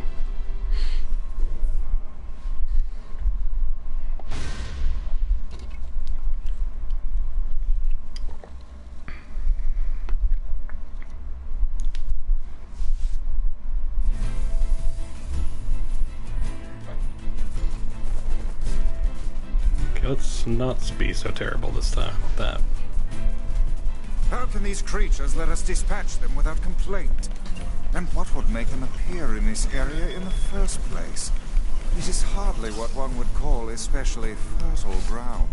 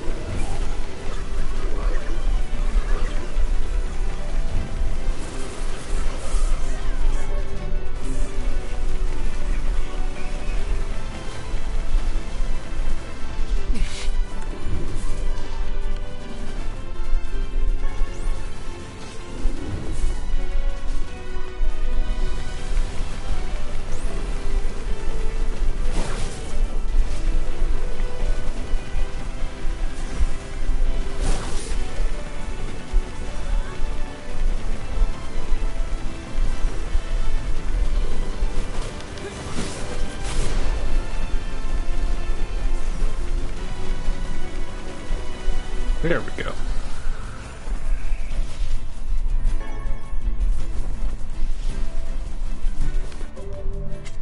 No, not. Give it all you got!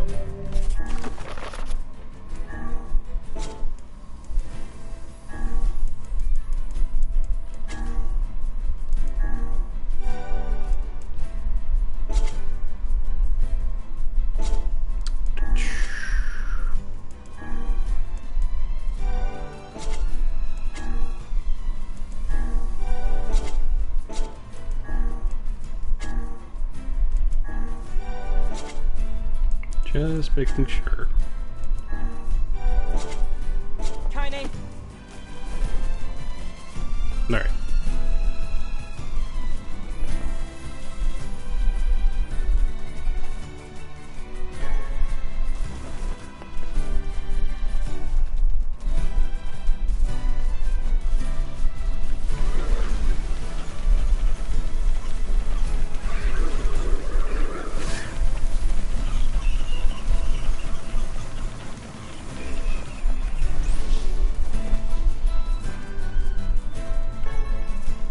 Berries. Right.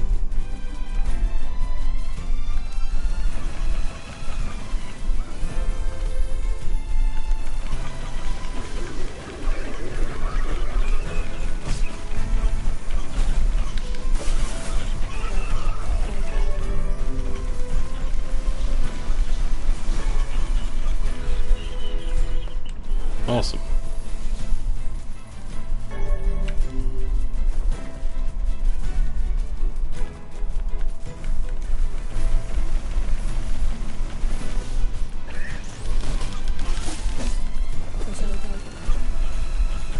I just don't want to give up, do you?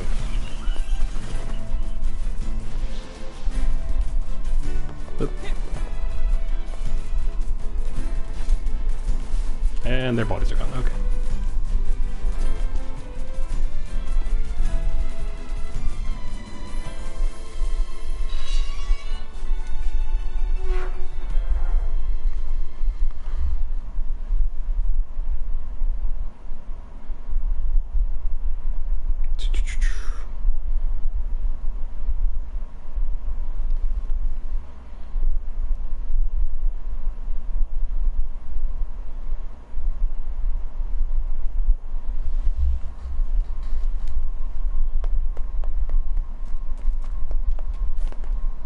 We have been waiting for you, sirs.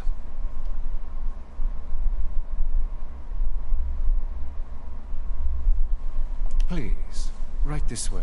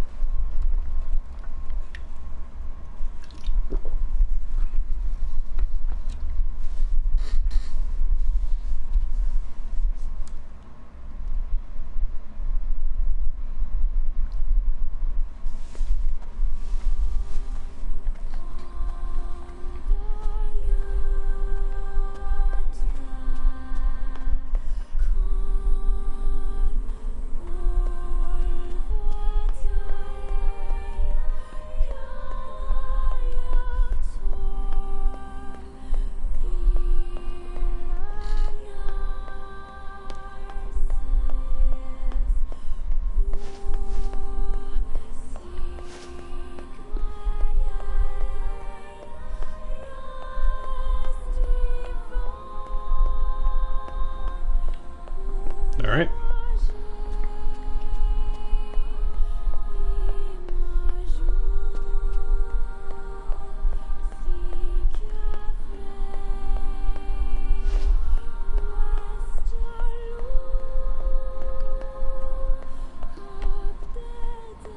Oop.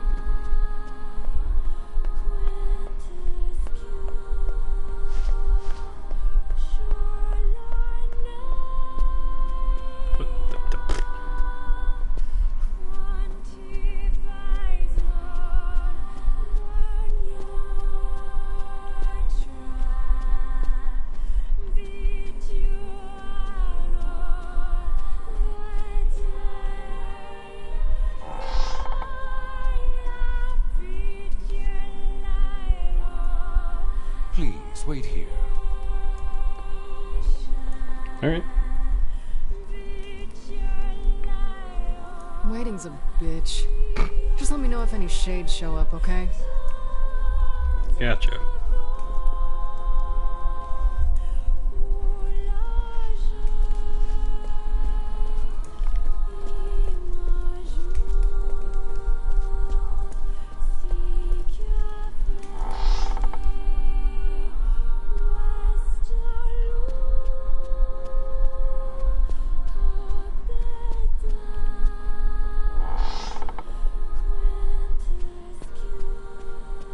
I do not like this one bit. What's the matter, Vice? Scared?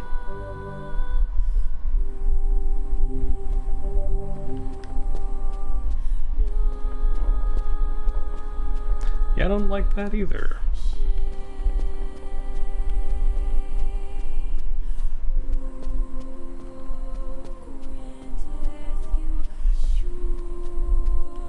Hey. Perhaps we should head back, yes?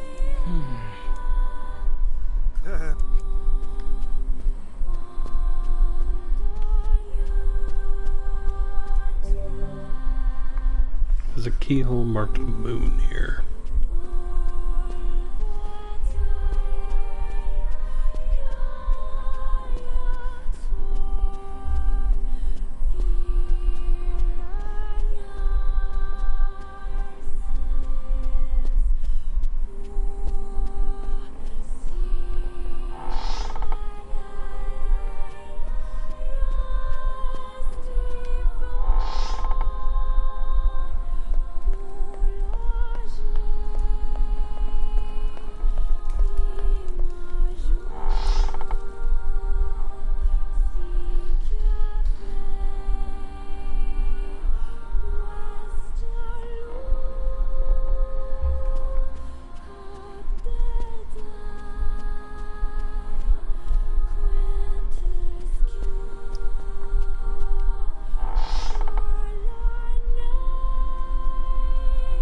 Hey, where'd Kaine go? I knew this was a terrible idea. Haunted manors and the like. Why does no one ever listen to me?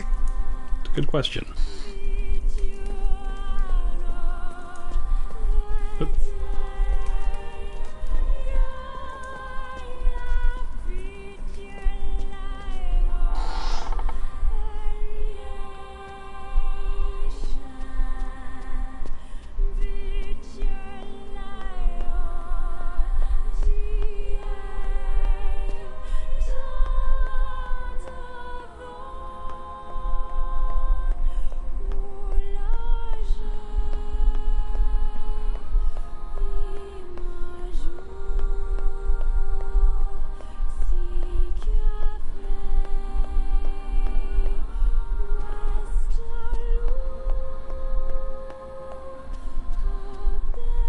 It's locked. Locked. Okay.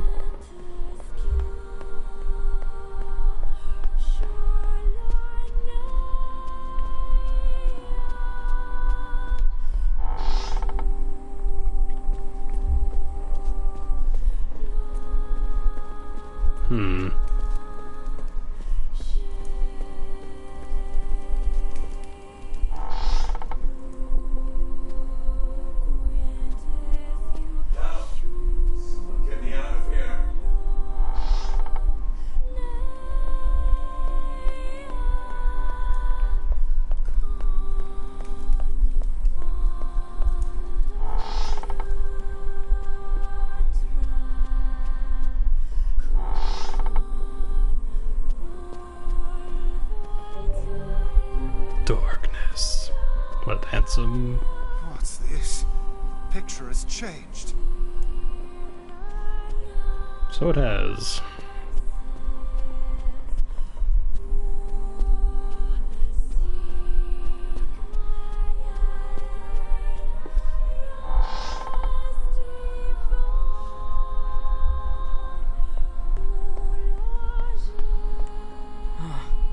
It looks like it's in pain. It's kinda scary. Yes. Come now. Brave faces. Onward and upward, eh? I love that Grimoire is actually afraid. Yes, come.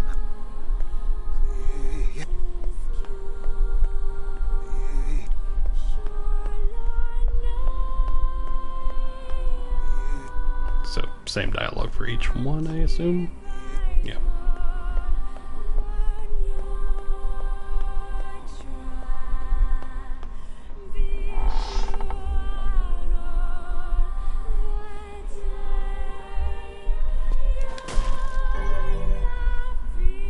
Hidden items tutorial.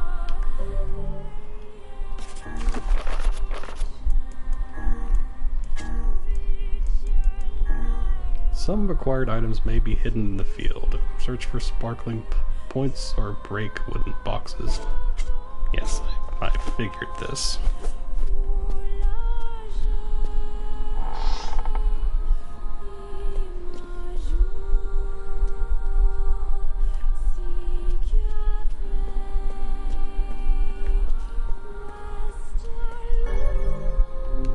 The moon key.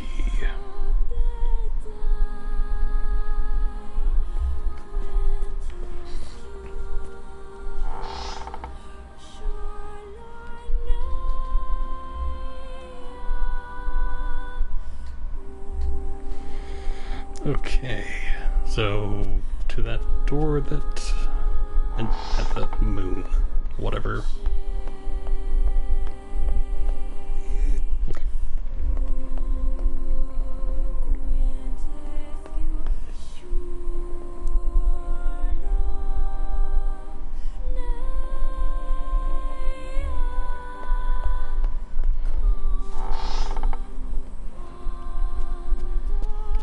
Shades! What foul hole did they crawl from?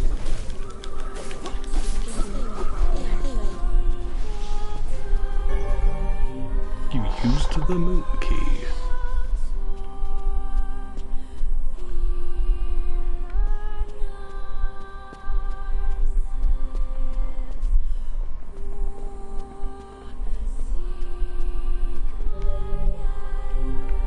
Okay, well, I guess.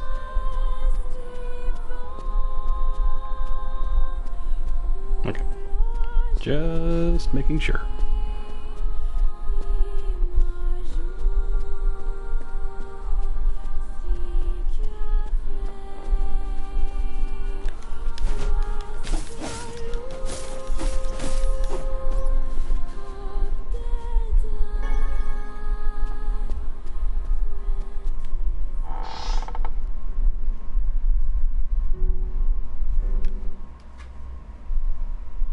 You're a male. Young. Not even 20.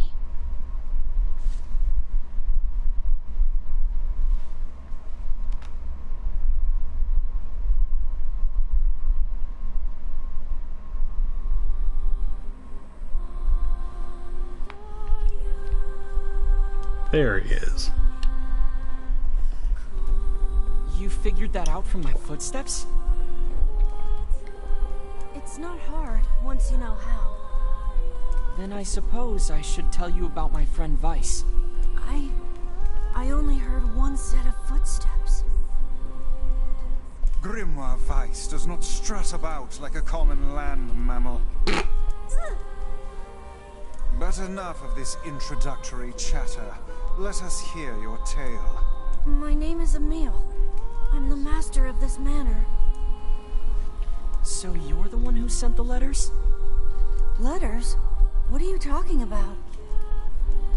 Of course you don't know. Such a thing would be far too simple.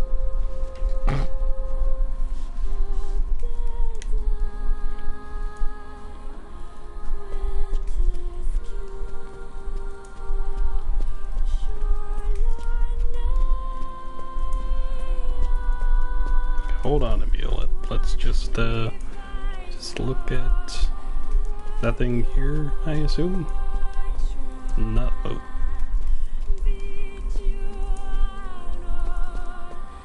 I guess might as well talk. No! Stay back! Huh? I'm sorry. It's my eyes.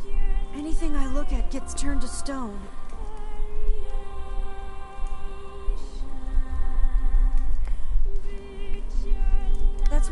with this blindfold.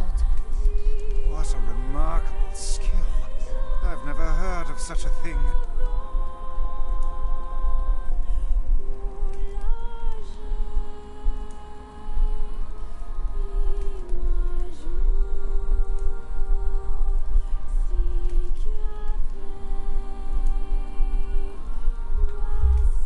Anyway, I suppose my butler might know more about the letters you received. Maybe. This key here can unlock any door in the manor, so if you'd like my assistance... No, please, don't trouble yourself. We can get around on our own. Oh, right. Sure. Well, here's the key then. The butler's quarters are at the far end of the manor. Thank you. Let me at least give you a map. It's a big place, and I don't want you to get lost. Emil is the nicest person.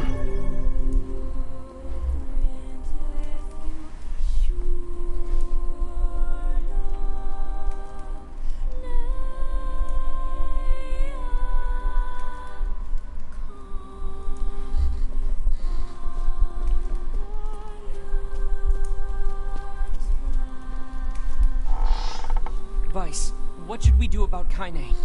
Leave her. That woman is capable enough on her own. Yeah. Jeez, remind me to never get on your bad side. I mean, he's not wrong. Kaine is a very capable person.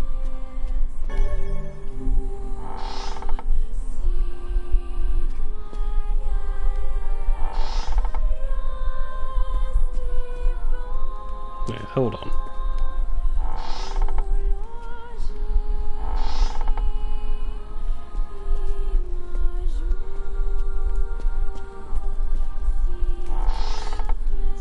Just...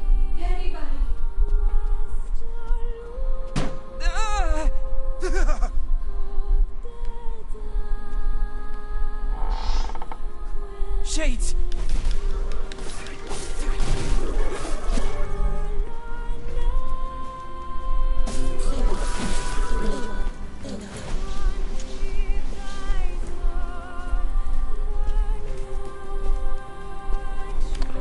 Let's...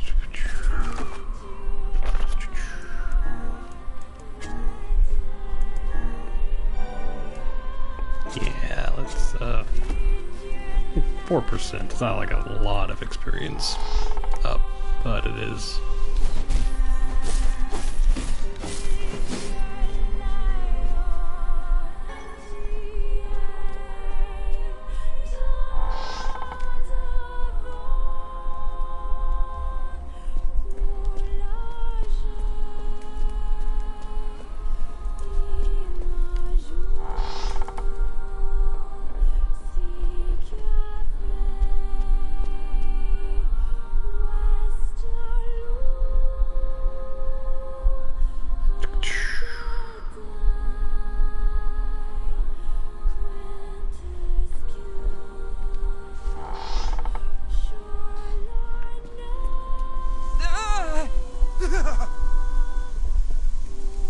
Oh my gosh, blood.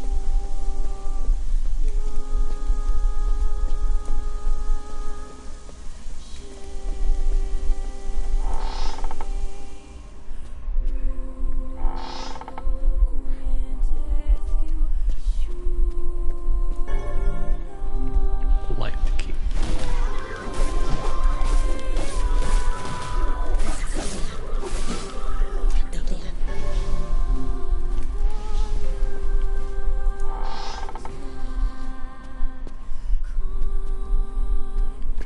Okay, let's go talk to the butler.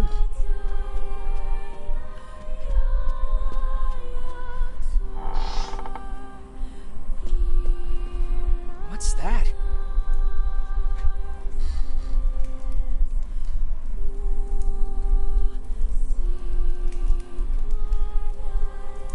A butler, or at least a remarkable likeness of one. I knew this was a trap. Curse my brilliant and...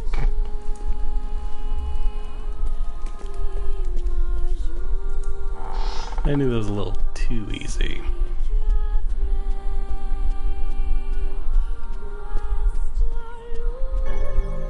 You used the light key. I just wanted to make sure, you know.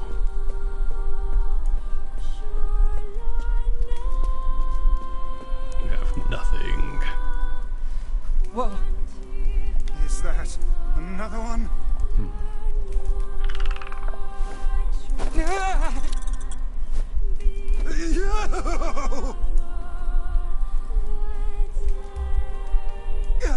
It moves!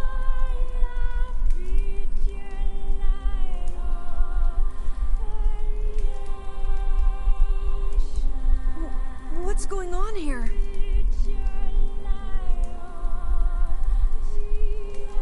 Sir? What is this? Oh, this is my butler. He helps me out around the manor. He's a good man at heart, but a bit inflexible. Almost like a statue. Well, it is Syx's voice, so that makes sense. Yes, and I do apologize for that, Master Emil. I doubt he's even human.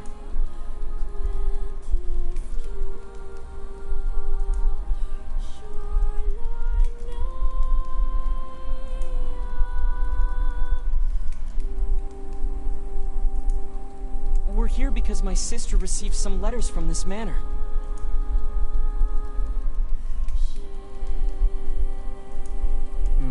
Yes, I wrote those letters. Please forgive my impertinence. As you may know, Master Emil, deeply pained by his eyes, has shut himself away from the world. He suffers greatly behind that blindfold, and I feel it is my duty to help however I can. I heard tale of the exploits of an emerging hero, and so I sent a letter to you under Master Emil's name.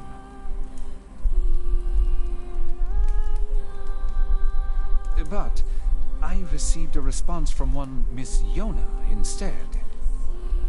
Wait, so Yona's pen pal is you? It is, sir. My letters merely requested that you come to the manor. I meant no ill intent. I believe Yona saw the exchange somewhat differently.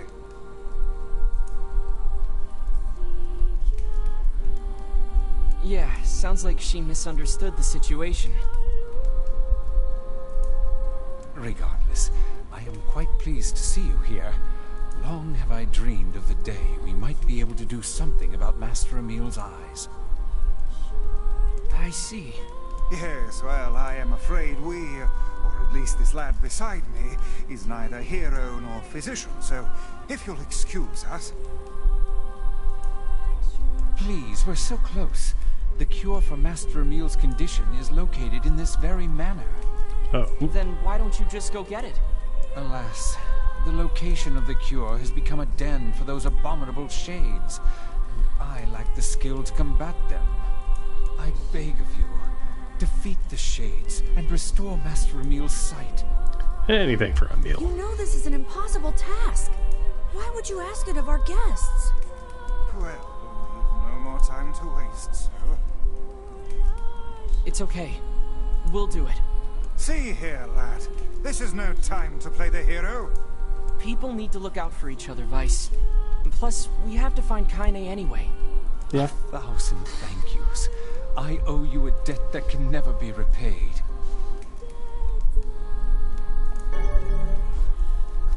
I'm really sorry for all the trouble. My butler cares so much for me, but for him to make such outlandish requests... Yeah, it's fun. It's fun.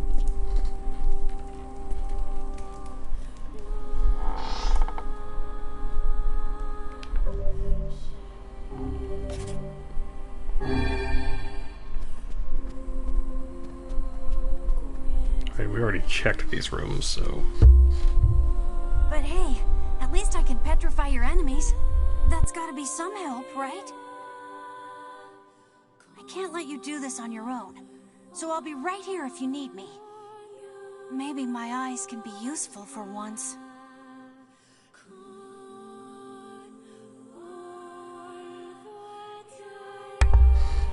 Sorry about that.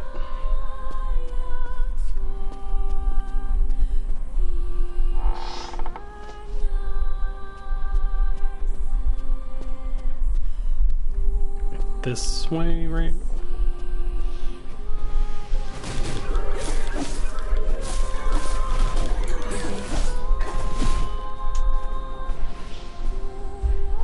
Thank you.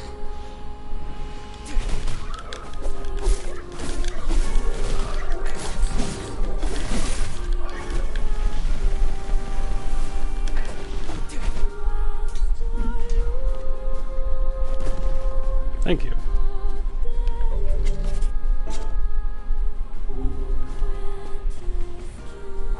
This goes back outside. This is not the way.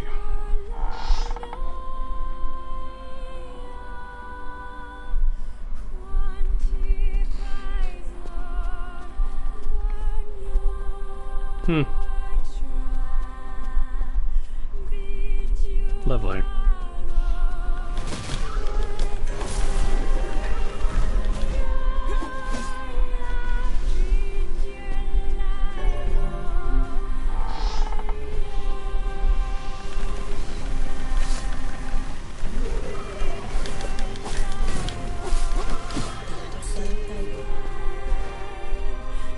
Melamille's very helpful.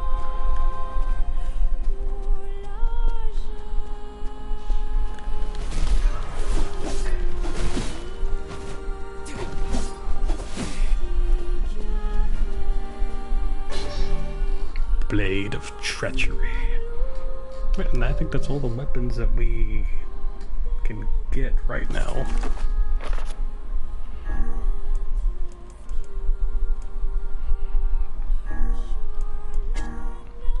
The sisters were puppets of complex machinery.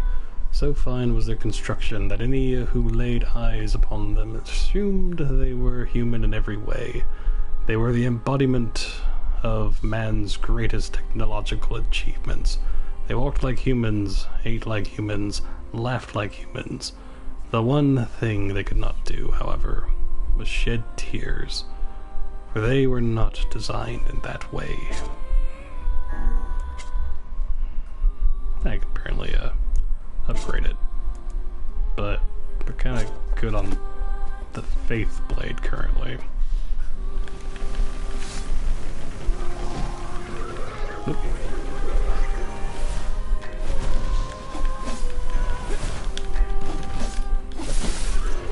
Ow. This is hardly the time to be... Really? This is a good time to do whatever.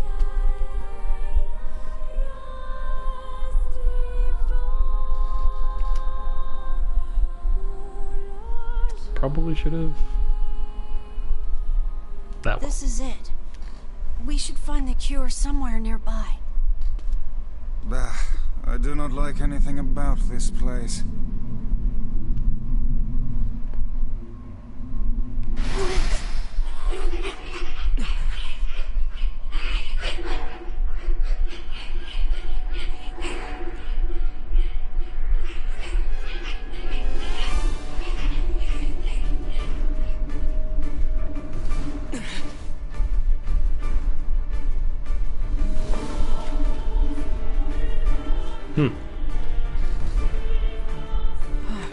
This book's kind of like you, Vice. Oh, aren't we clever? As if any mere tome could compare to the wonderment that is Grimoire Vice.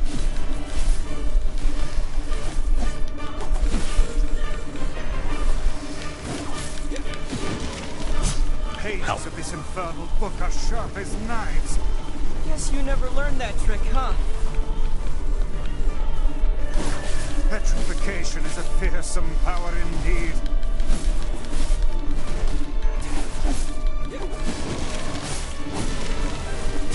Okay.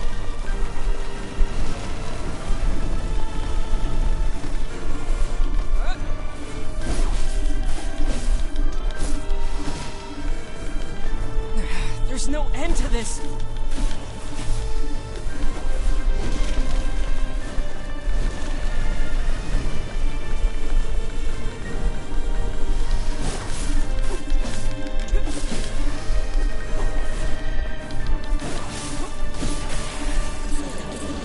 Awesome.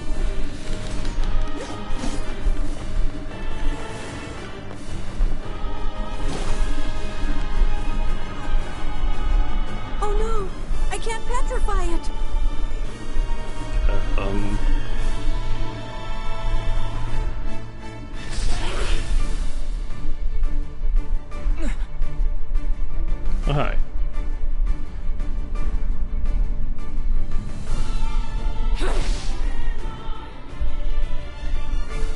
Kaine! And where have you been? Ow.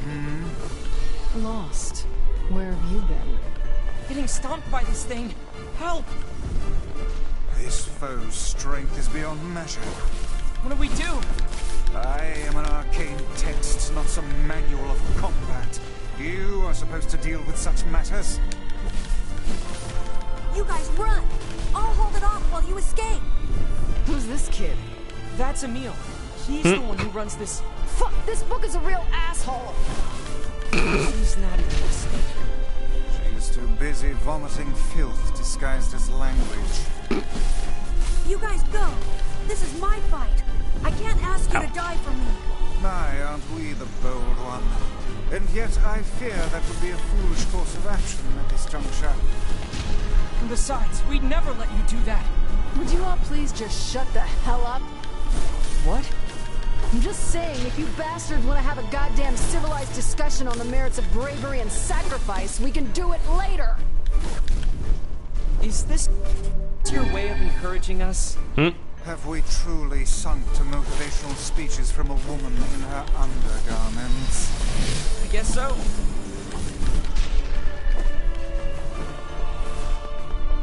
Come on. Now! Nice.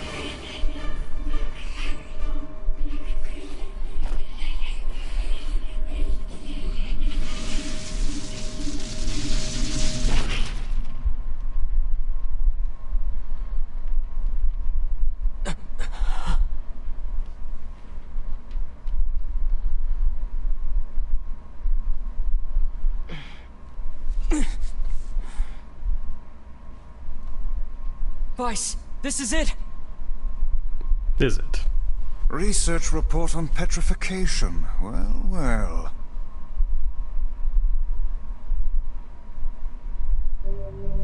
Obtained sealed verse. Bleh. Obtained dark whirlwind. Dark whirlwind attack with magical rotating blades. Charged to increase the number of blades. Sounds useful. Oh no! This passage is written in some kind of code. We went through all this trouble to find it, and now... Oh look, Jeeves is back. Please allow me to handle this, Master Emil. I shall put all of my efforts into deconstructing this cipher. No matter how long it takes, I will not fail. Sebastian. Ah, so the servant has a name after all.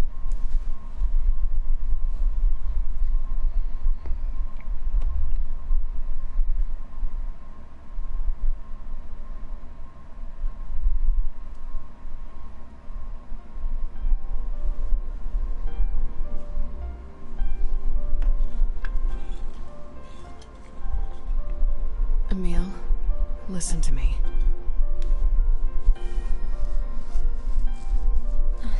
What is it, Kaine?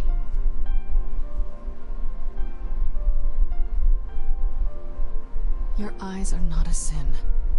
Don't ever be ashamed of them. They're a vital part of you. Do you understand?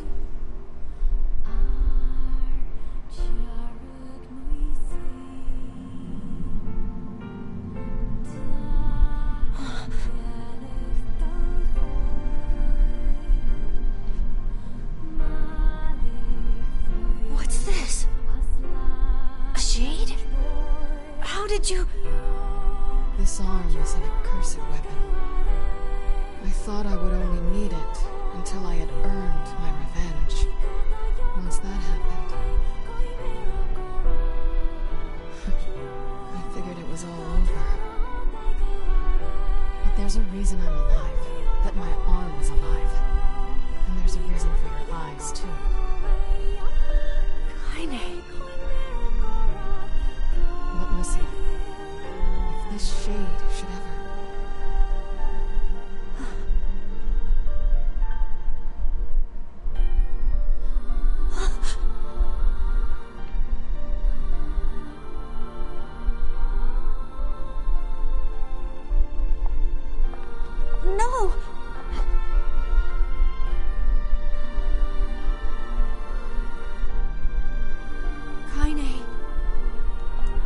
promise I'll never give up, Kaine. But you can't give up either.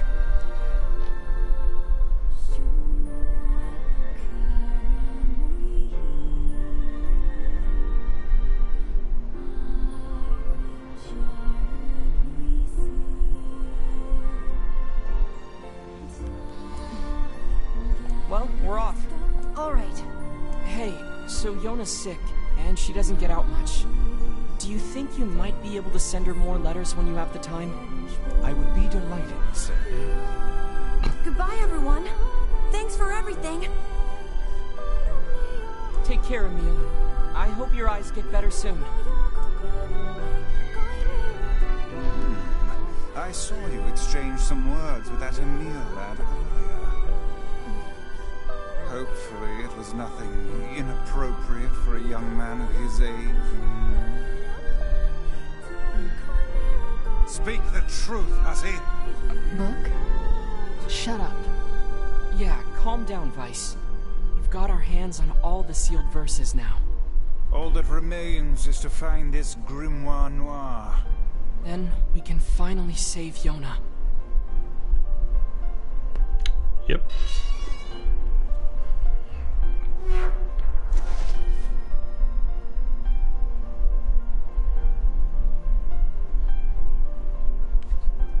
Just wanna, real quick, just wanna go through the weapons.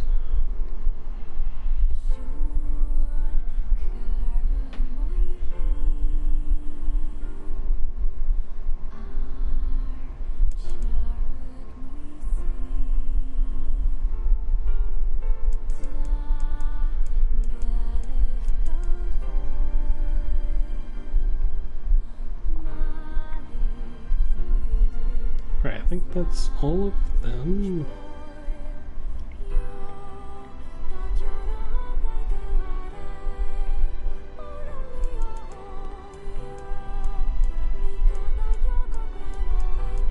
Alright.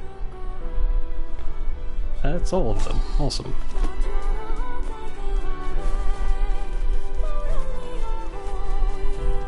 Now we can just focus on, you know.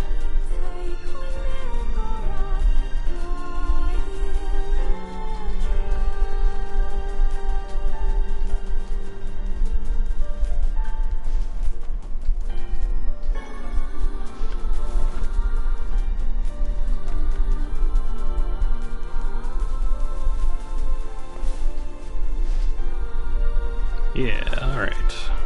So I finally got to a meal. About time, you know?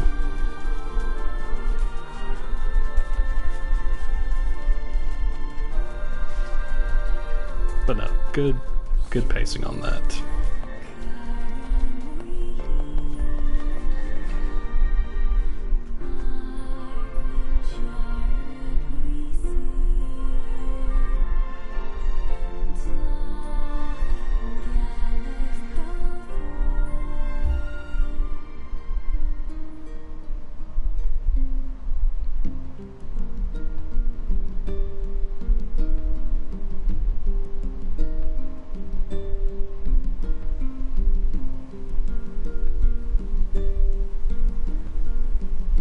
Yes.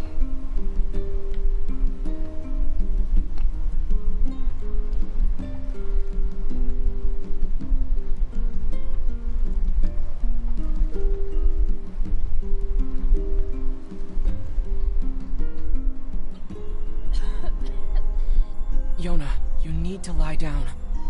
I know. Hold on. Crap. Okay.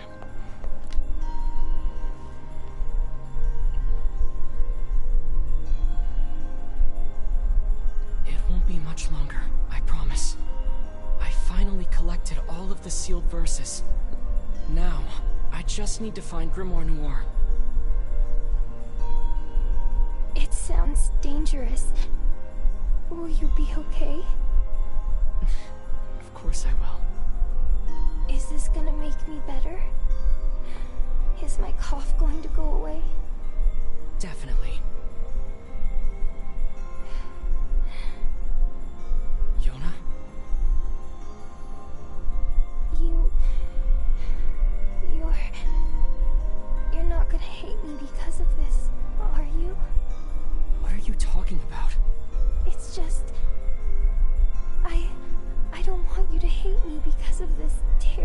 disease.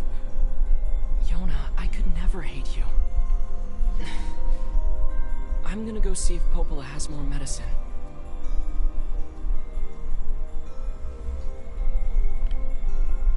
I'm sorry I'm always coughing. Mm-hmm.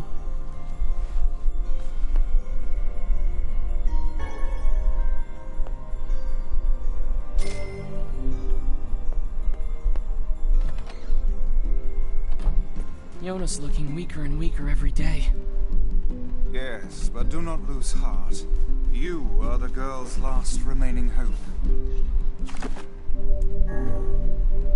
Yep, oh, we're level 15, I did not notice.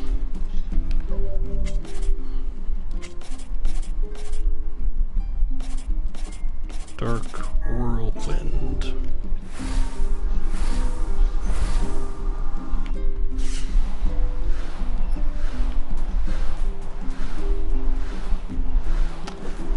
Well, that looks extremely useful, okay. And it lasts a long time, that's also good.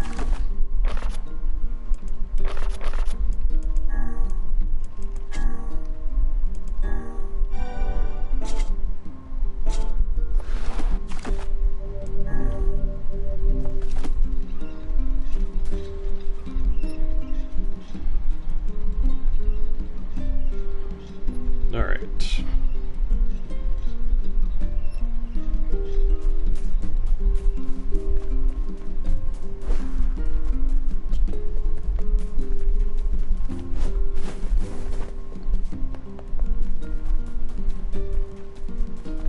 So I'll be right back.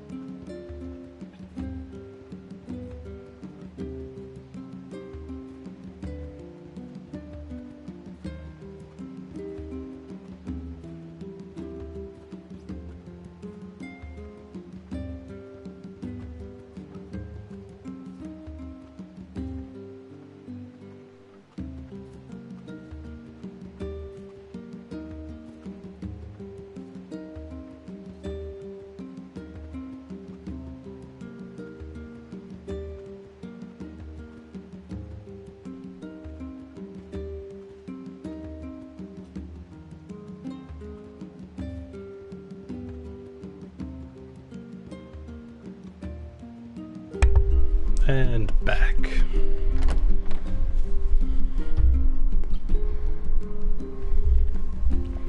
It's buzzing with excitement and stuff today. I don't know what happened. Okay.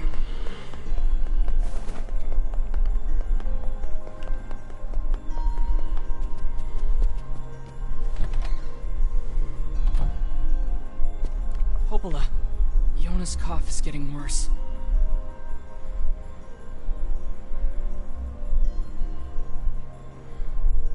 Oh, that's not good. Any chance you could give me some more medicine? Please? The thing is, I actually just ran out. I hate to ask this, but can you get me some vapor moss? You'll find it growing near the southern gate. Vapor moss, huh? I'll be right back. You'll find vapor moss growing. Alright.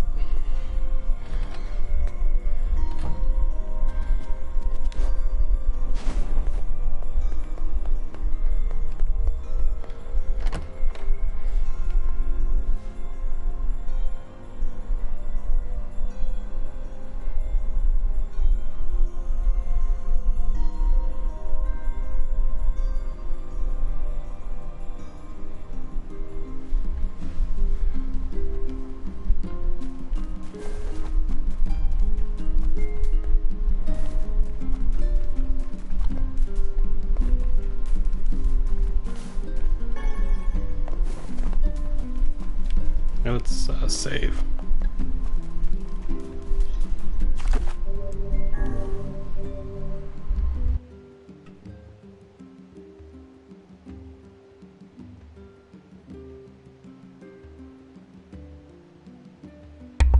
All right.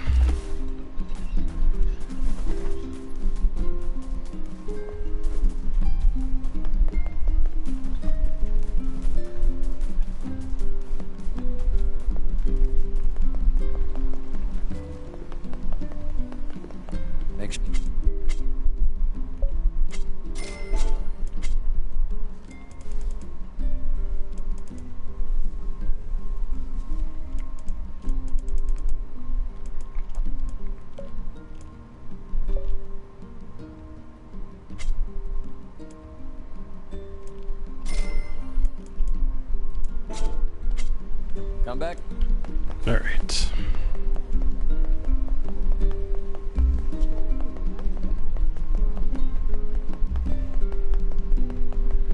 Rotten.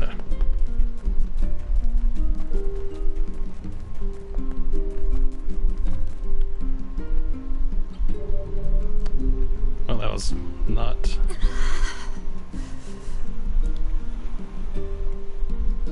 Emil.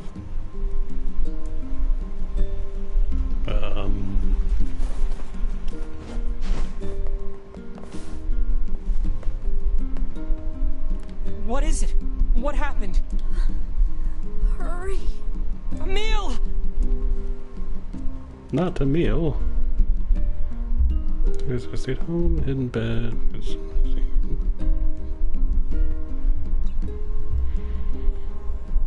He doesn't seem to be sick. I think it's just fatigue.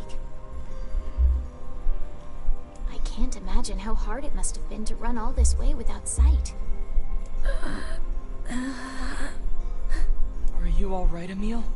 I can see it. Hey, just take it easy, okay? The air. It's vibrating. I can feel it behind my eyes. So much pressure. Oh God, there's so many of them. Get out. Get out of the village. The shades are coming. Huh? Huh? Sounds like they're already here. Come on, let's go. What's going on? You'll be okay, Emil. You'll be fine.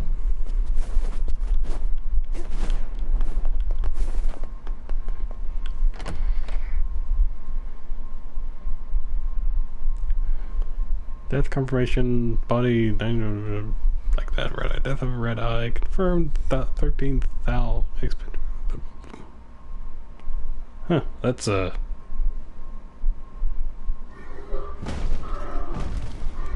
Damn it! It's not gonna hold!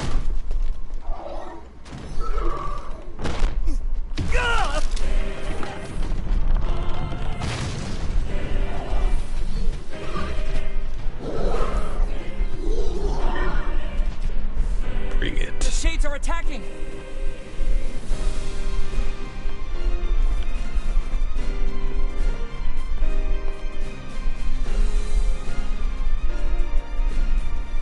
This is hot.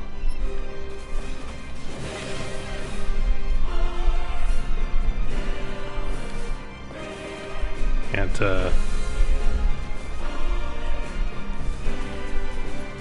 check up on her and be like, hey, make sure you're okay.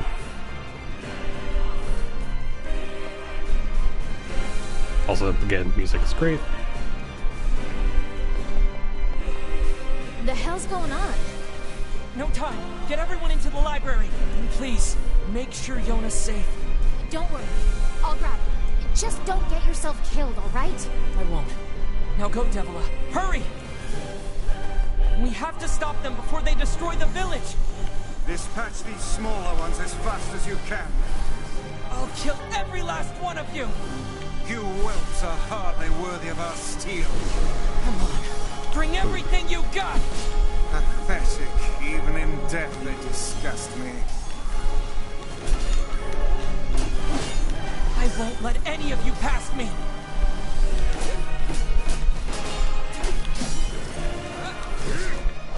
Get away!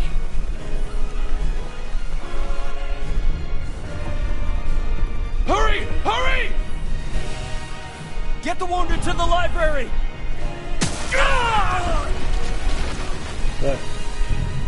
That helped.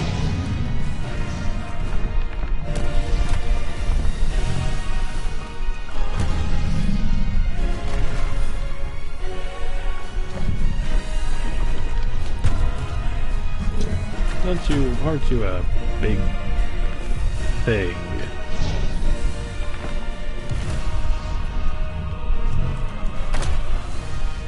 Yep.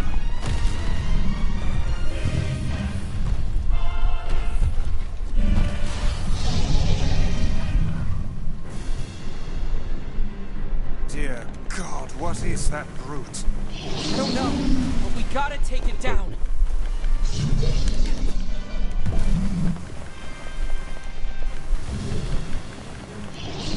The arms are vulnerable when it attacks.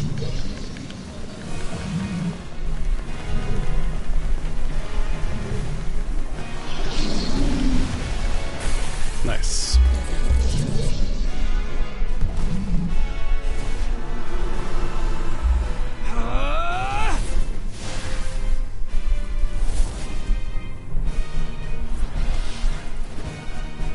And okay.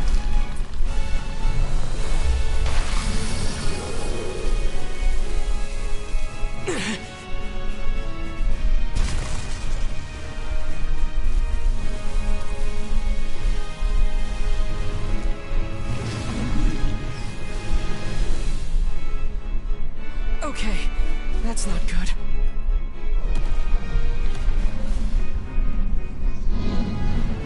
No, not good at all. No. The generating shade. How will we even know if our attacks are working? We'll just have to keep hitting it until we find out.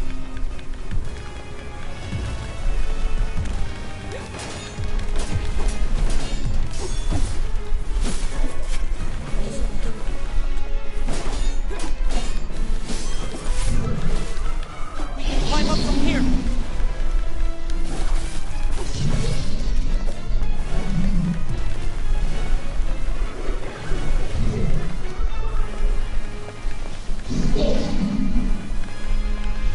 Climb as fast as you can.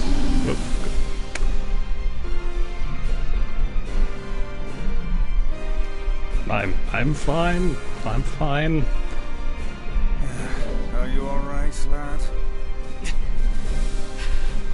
Yeah, I'm okay. Climb as fast as you can. Climb as fast as you can.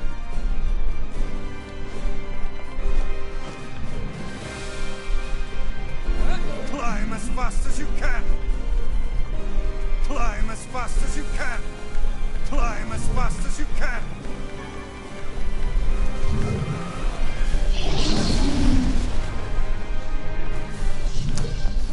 I climbed as fast as I could.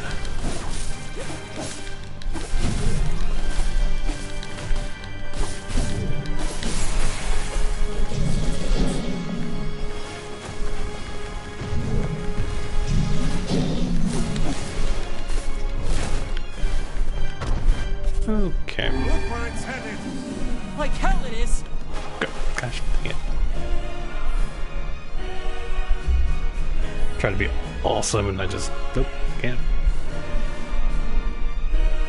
I hate to ask, but can you not swim? Don't tell Yona, okay? Oh gosh.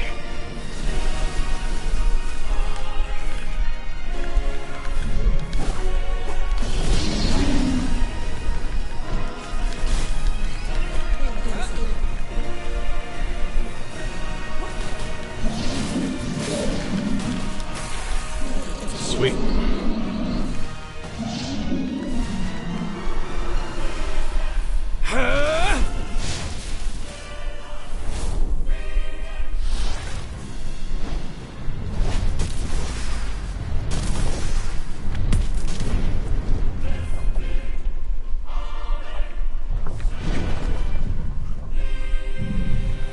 This isn't working.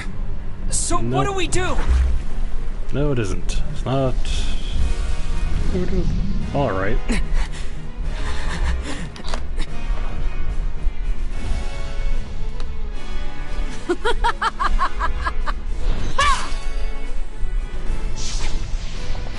Came in like friggin' Levi there, just. Okay.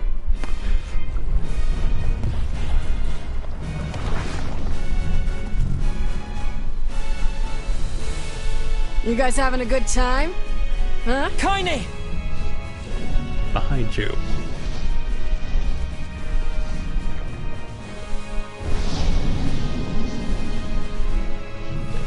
Underestimate us at your own peril, fiend. Keep hitting it. At some point, it's got to start working. Is she trying to raise our morale, or is she honestly that insane? Either one works for me. Let's go!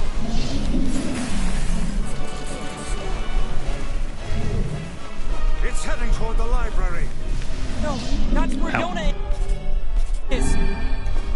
Let's go.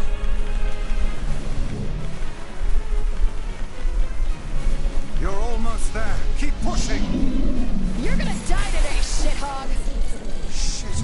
Oh, come now. That's not even a real word.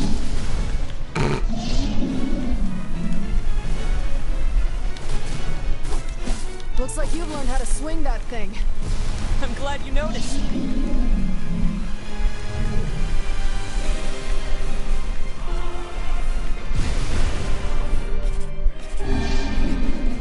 You really know how to put up a fight, Kaine.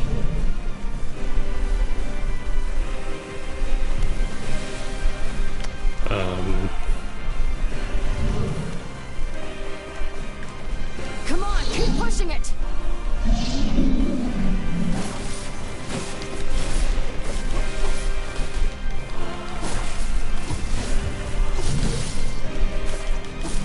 You stubborn son of a bitch.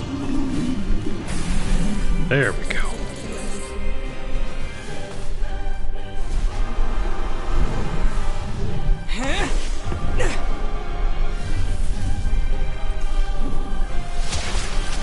Nice.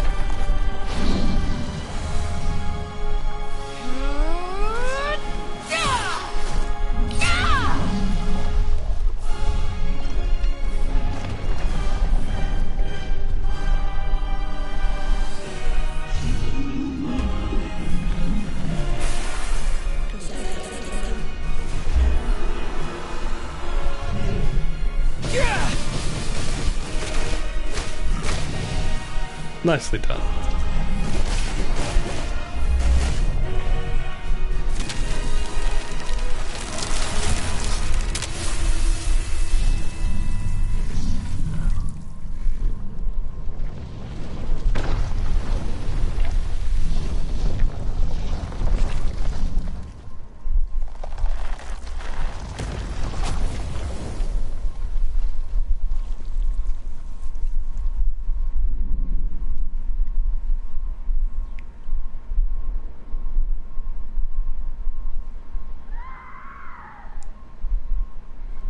Very good. Shades in the library. Yona!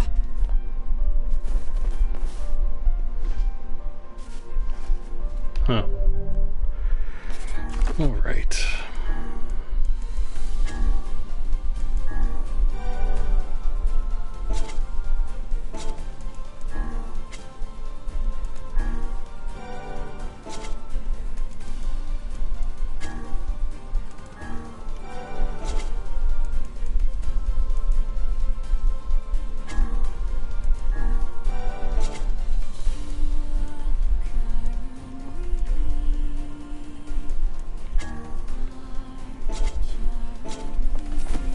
Alright. Can I... Probably not. But I'm...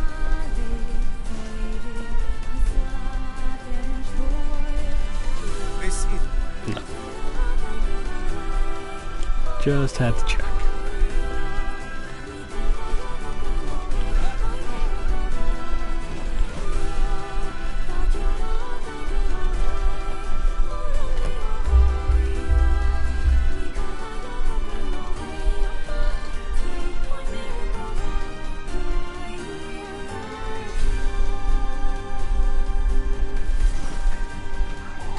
Emil!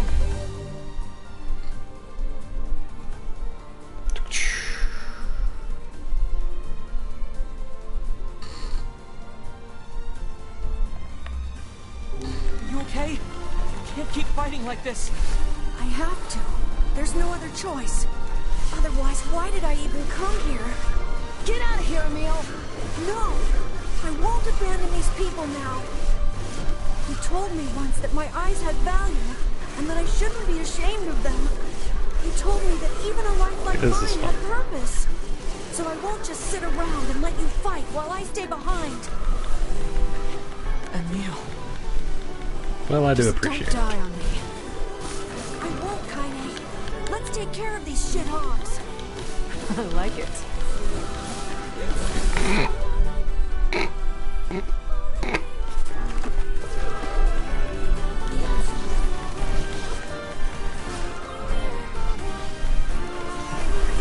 We can't let any more shades in here.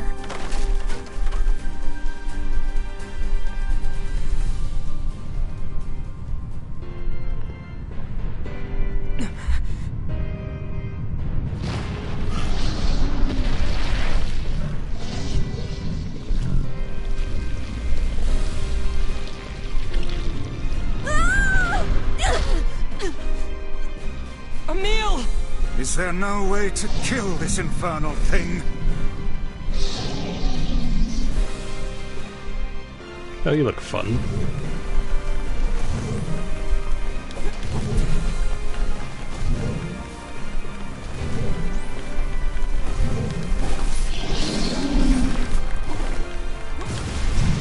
Ooh.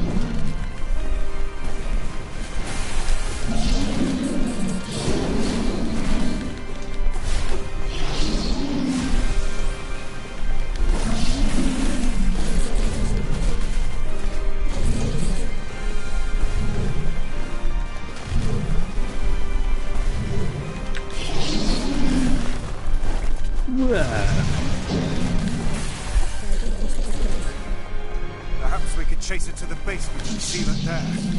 Those walls are thick rock. I doubt even this beast could break them. Works for me. Great. I love basements. Do it! Knock it down the basement! There we go.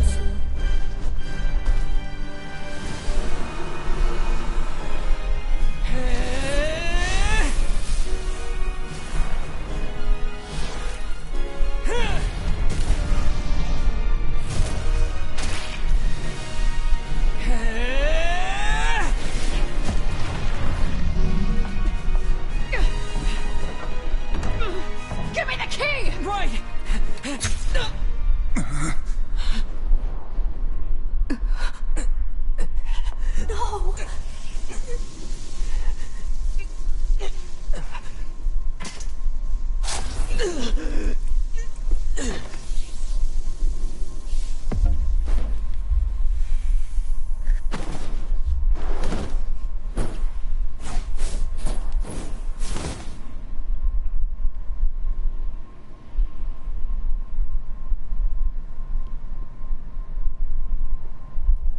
dear God. Yoda!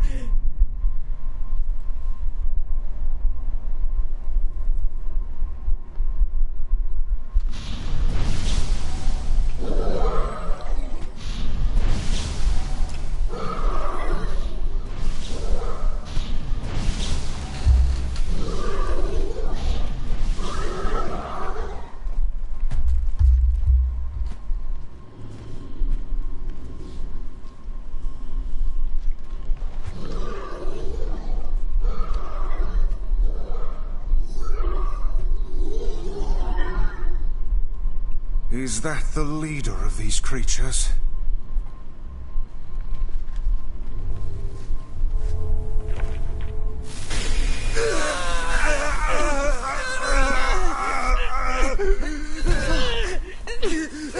Stay back, Kaine! Seal the door!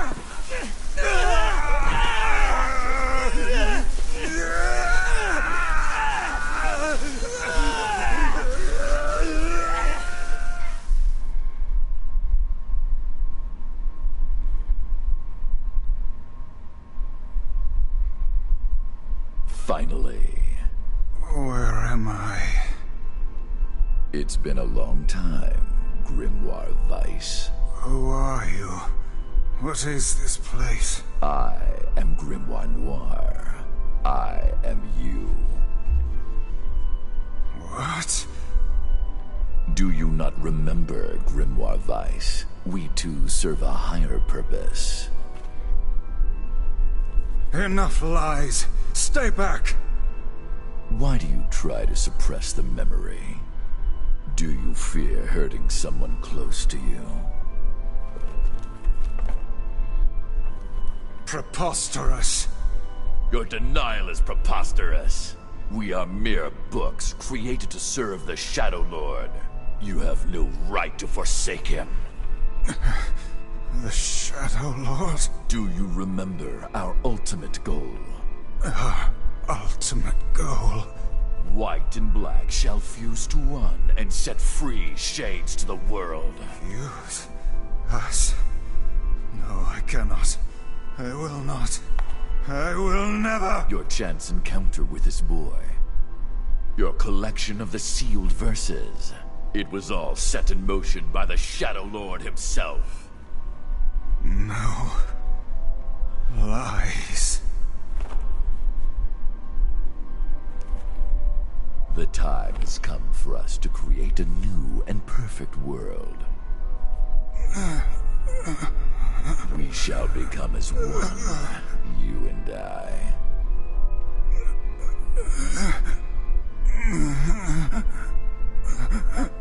Become one. Weiss, you dumbass! Kaine. Start making sense, you rotten book, or you're gonna be sorry. Maybe I'll rip your pages out one by one, or maybe I'll put you in the goddamn furnace. How can someone with such a big smart brain get hypnotized like a little bitch, huh? Oh, Shadow Lord, I love you, Shadow Lord. Come over here and give Weiss a big sloppy kiss, Shadow Lord. Now pull your head out of your goddamn ass and start fucking helping us! I am one with the Shadow. Huh? Bitch. We grimoires exist to create in this world a new and just paradise. We must unite. The world demands it. Paradise. Yes, and we are so close to realizing it. Please don't go, Weiss. Who's there? It's okay. I'll understand. I'll understand if you forget us. But I promise I won't forget you. I'll remember you, no matter what. I'll keep the memory of Grimoire Weiss alive forever. And that's not all I'll do. You hear me? I'll chase you to the end of time, and I'll bring you back to us. So Weiss, please. Please come back! Damn it, we need to stop him! If we don't do something, that black book will absorb Vice! Black. White. Black. White. Yes, now we shall unite in common purpose. Then the world can finally bear witness to our true power. Vice! Vice!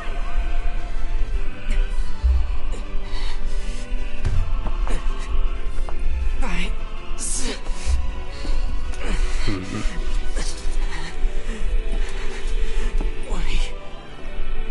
We've got to...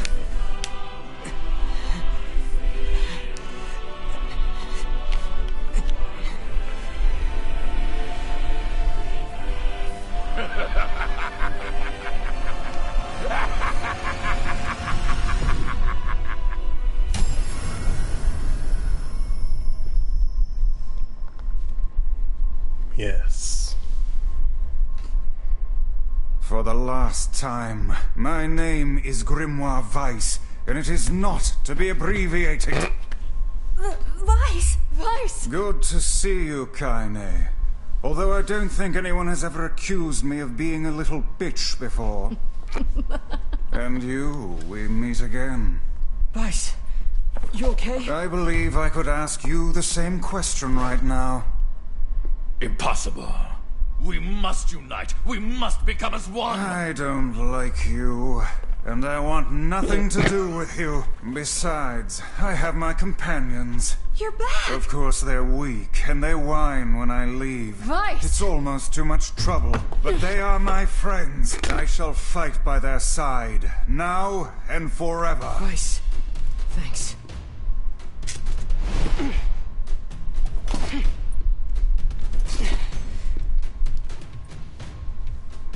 Yep. All the magic powers have been... Damn you.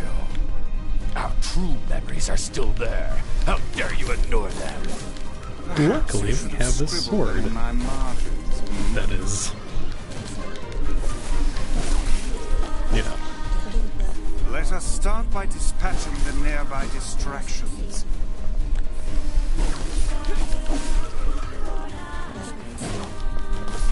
I can't use my magic.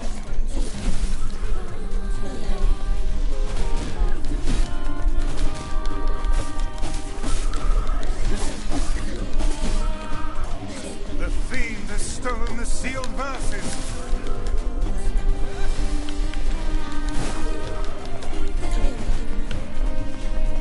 I'll get them back, Vice. And you are the last one left, Noir. But...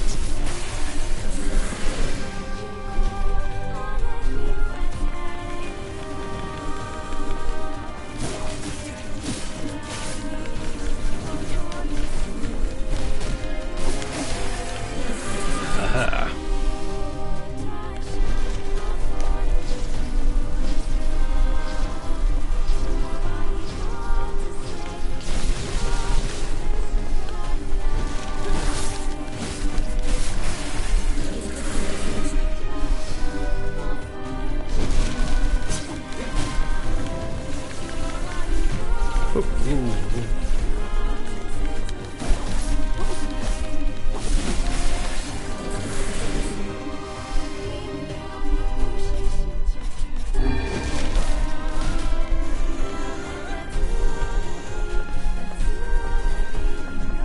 Come here, you.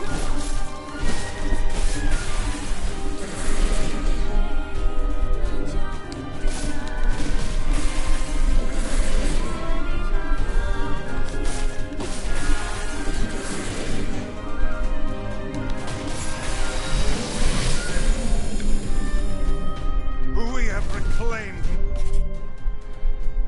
my power.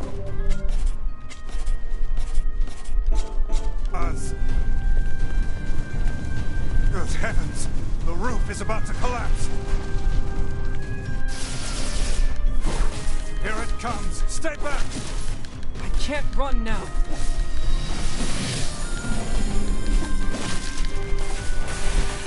There we go.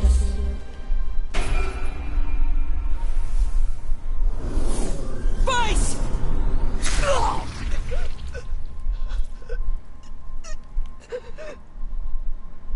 No!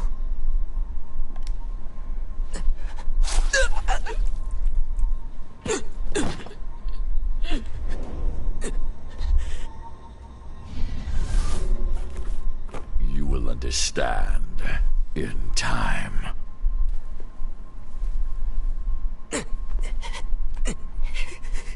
Yona! Get up! No! Give my sister back!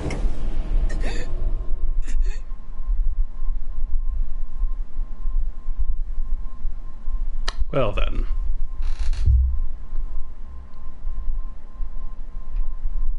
No matter how things unfold, it all returns to us. All of it.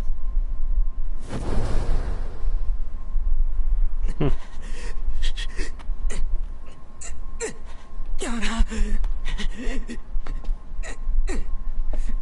Yona! Yona!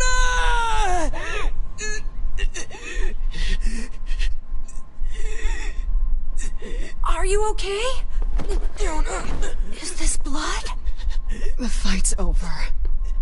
And I think we lost. We? Sorry, guys. I think this is it. For me, too. Kaine, no! Oh, quit crying. Look, before I go, we need to take care of this guy. Emil? Yeah? I want you to...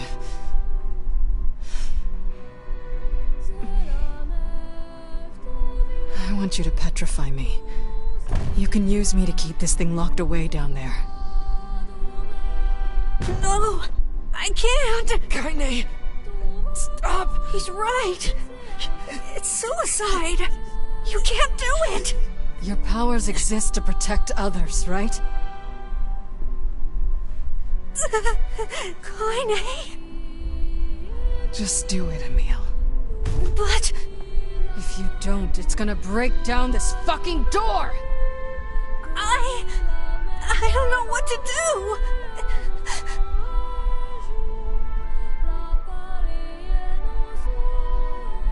Petrify Kaine and seal away the shade.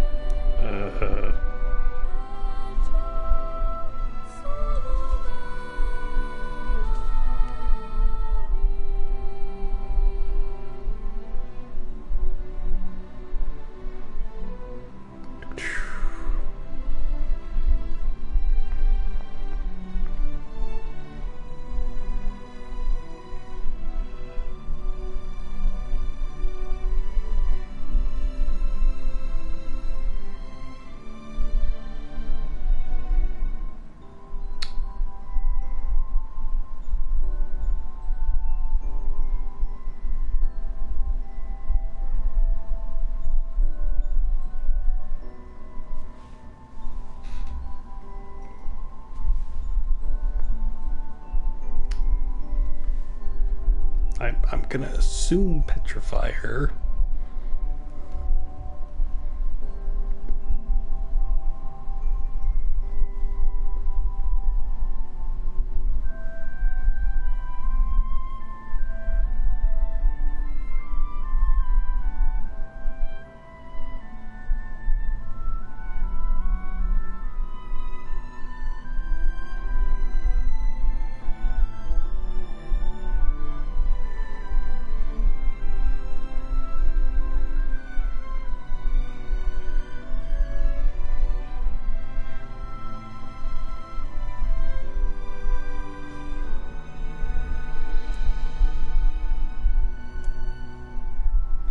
Well, I guess it's all we can do.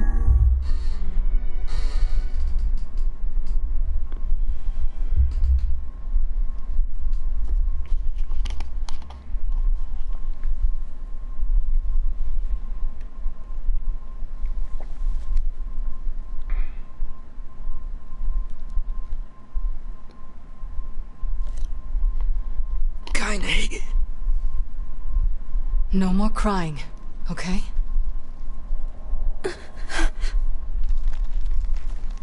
Grow strong. Never lose hope.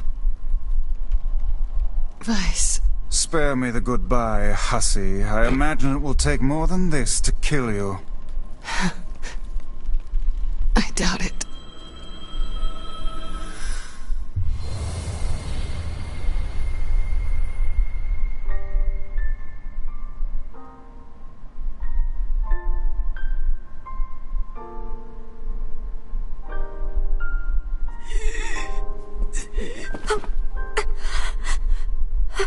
Wait for me, Yona. Wait for me, Gaine.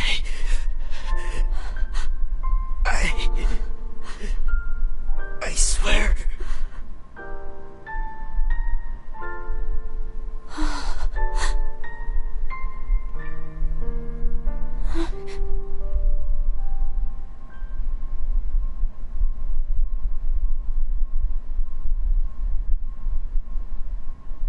And the sun gives us hope.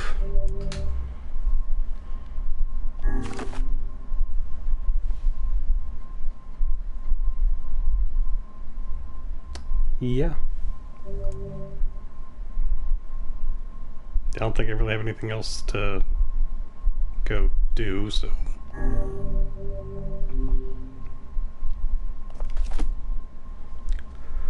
National Weapons Laboratory. We have verified a level of compatibility between the donor bodies and the weapons brought in by the Accord Corporation. We will continue using them as research as we move forward with project number 6. 5 years later.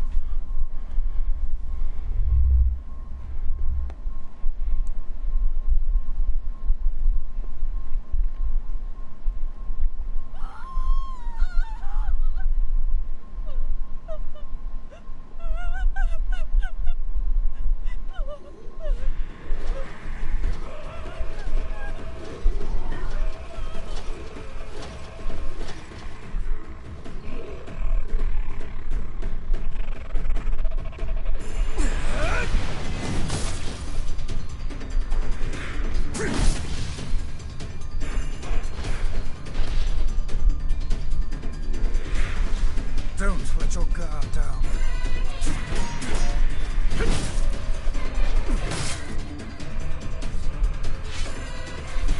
I guess that was a tad obvious.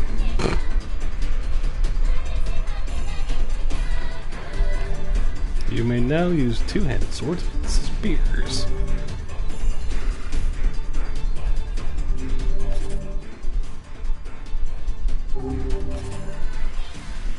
Kusanagi. Cool.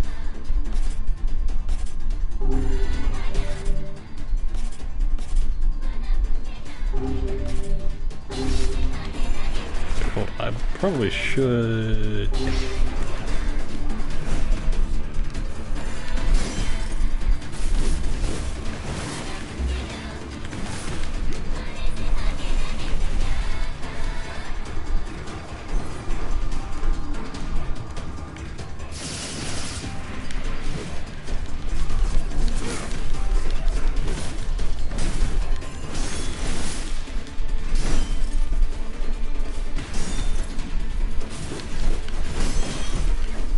Yes, this is not going to be my main weapon of choice.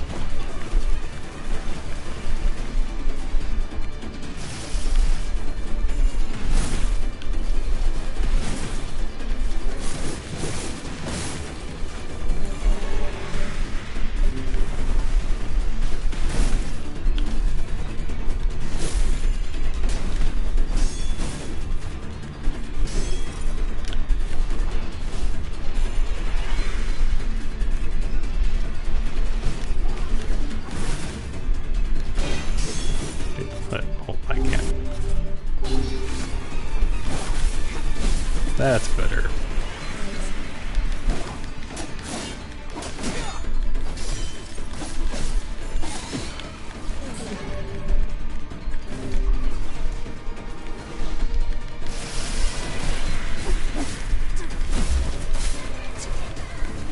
Enough horseplay. That's exactly why I changed this weapon for more.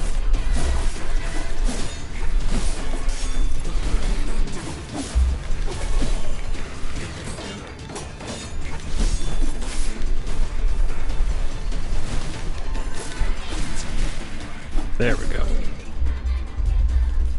Yet another poor victim. Damn it. When will this stop?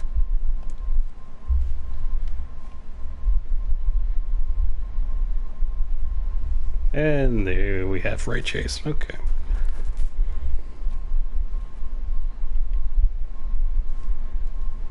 It's dangerous here.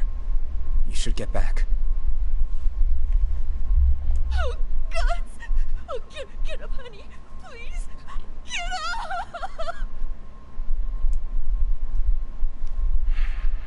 Goddamn shades are even attacking the village now. And armored ones, no less. This village of yours seems to be changing for the worse. It's all the Shadow Lord's fault. That one day changed everything. 5 long years. It's been 5 years since they took my sister. I spent every waking moment searching for her, but all I found is heartache and despair. This world is winding down.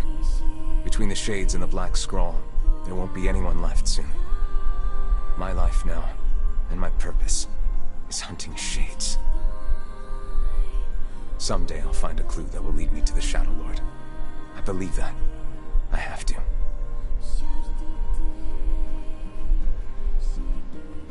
Popola called for you, yes? Yeah.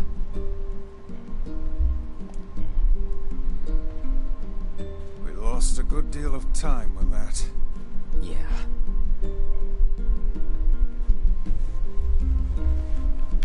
Alright, actually no. What we're going to do is going to save before we do anything else. I just wanted to get through part 1, basically, or act 1. Before we do that, I'm going to, get rid of these.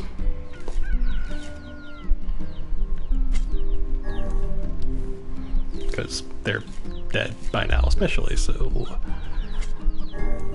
yeah.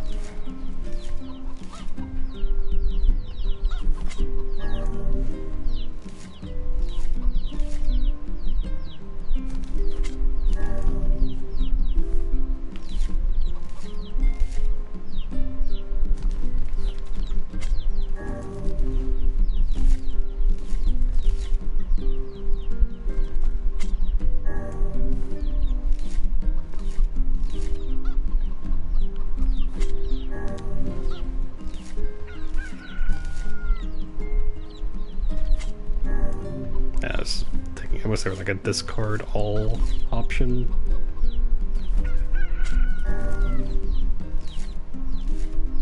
But alas, there's not.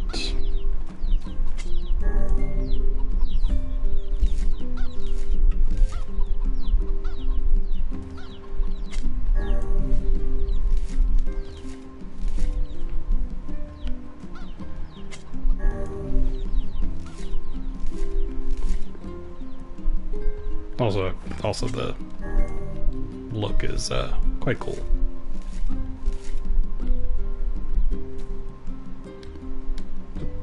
There we go.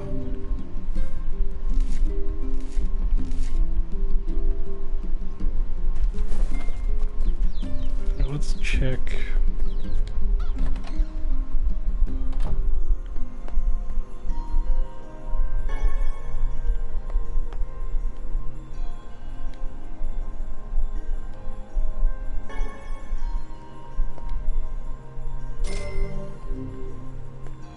I feel confident the child still lives. Of course she does.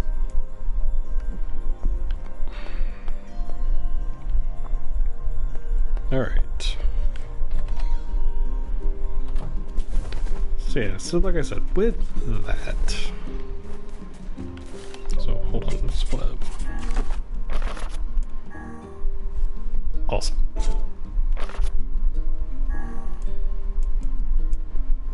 So let's see. There it is. The shield left hanging on the wall was covered in dust. The blade left in its scabbard had rusted over. The techniques I hadn't used were forgotten. The body I was to train was left to grow soft. I had lost the will to practice discipline. And the other weapon we got... not... They were frighteningly diligent people. They would clear forests and hunt animals, even when they had no need. They developed techniques to preserve food they were unable to eat, and earned more money than could ever be spent. Yet there was not a single one among them who did not accept these practices, for none knew of any other customs. Alright. Like I was gonna say. With that said, we're gonna call it here.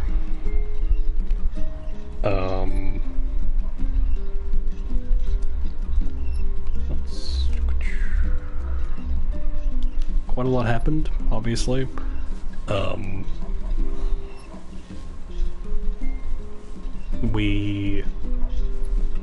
First we went to the Forest of Myth, or whatever it was called. Then we met Emil, and did all of that good stuff. Creepy mansion and all that.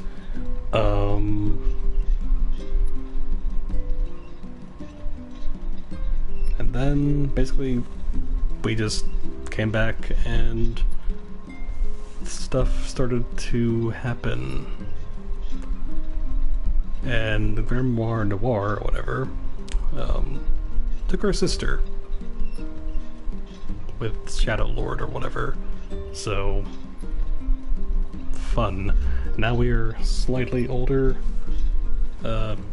protagonist character, and we're now voiced by Ray Chase, so I'm personally very happy about that. So yeah. So I'm gonna pick it up from here next time, obviously. And yeah, so thank you everybody for watching, and until next time.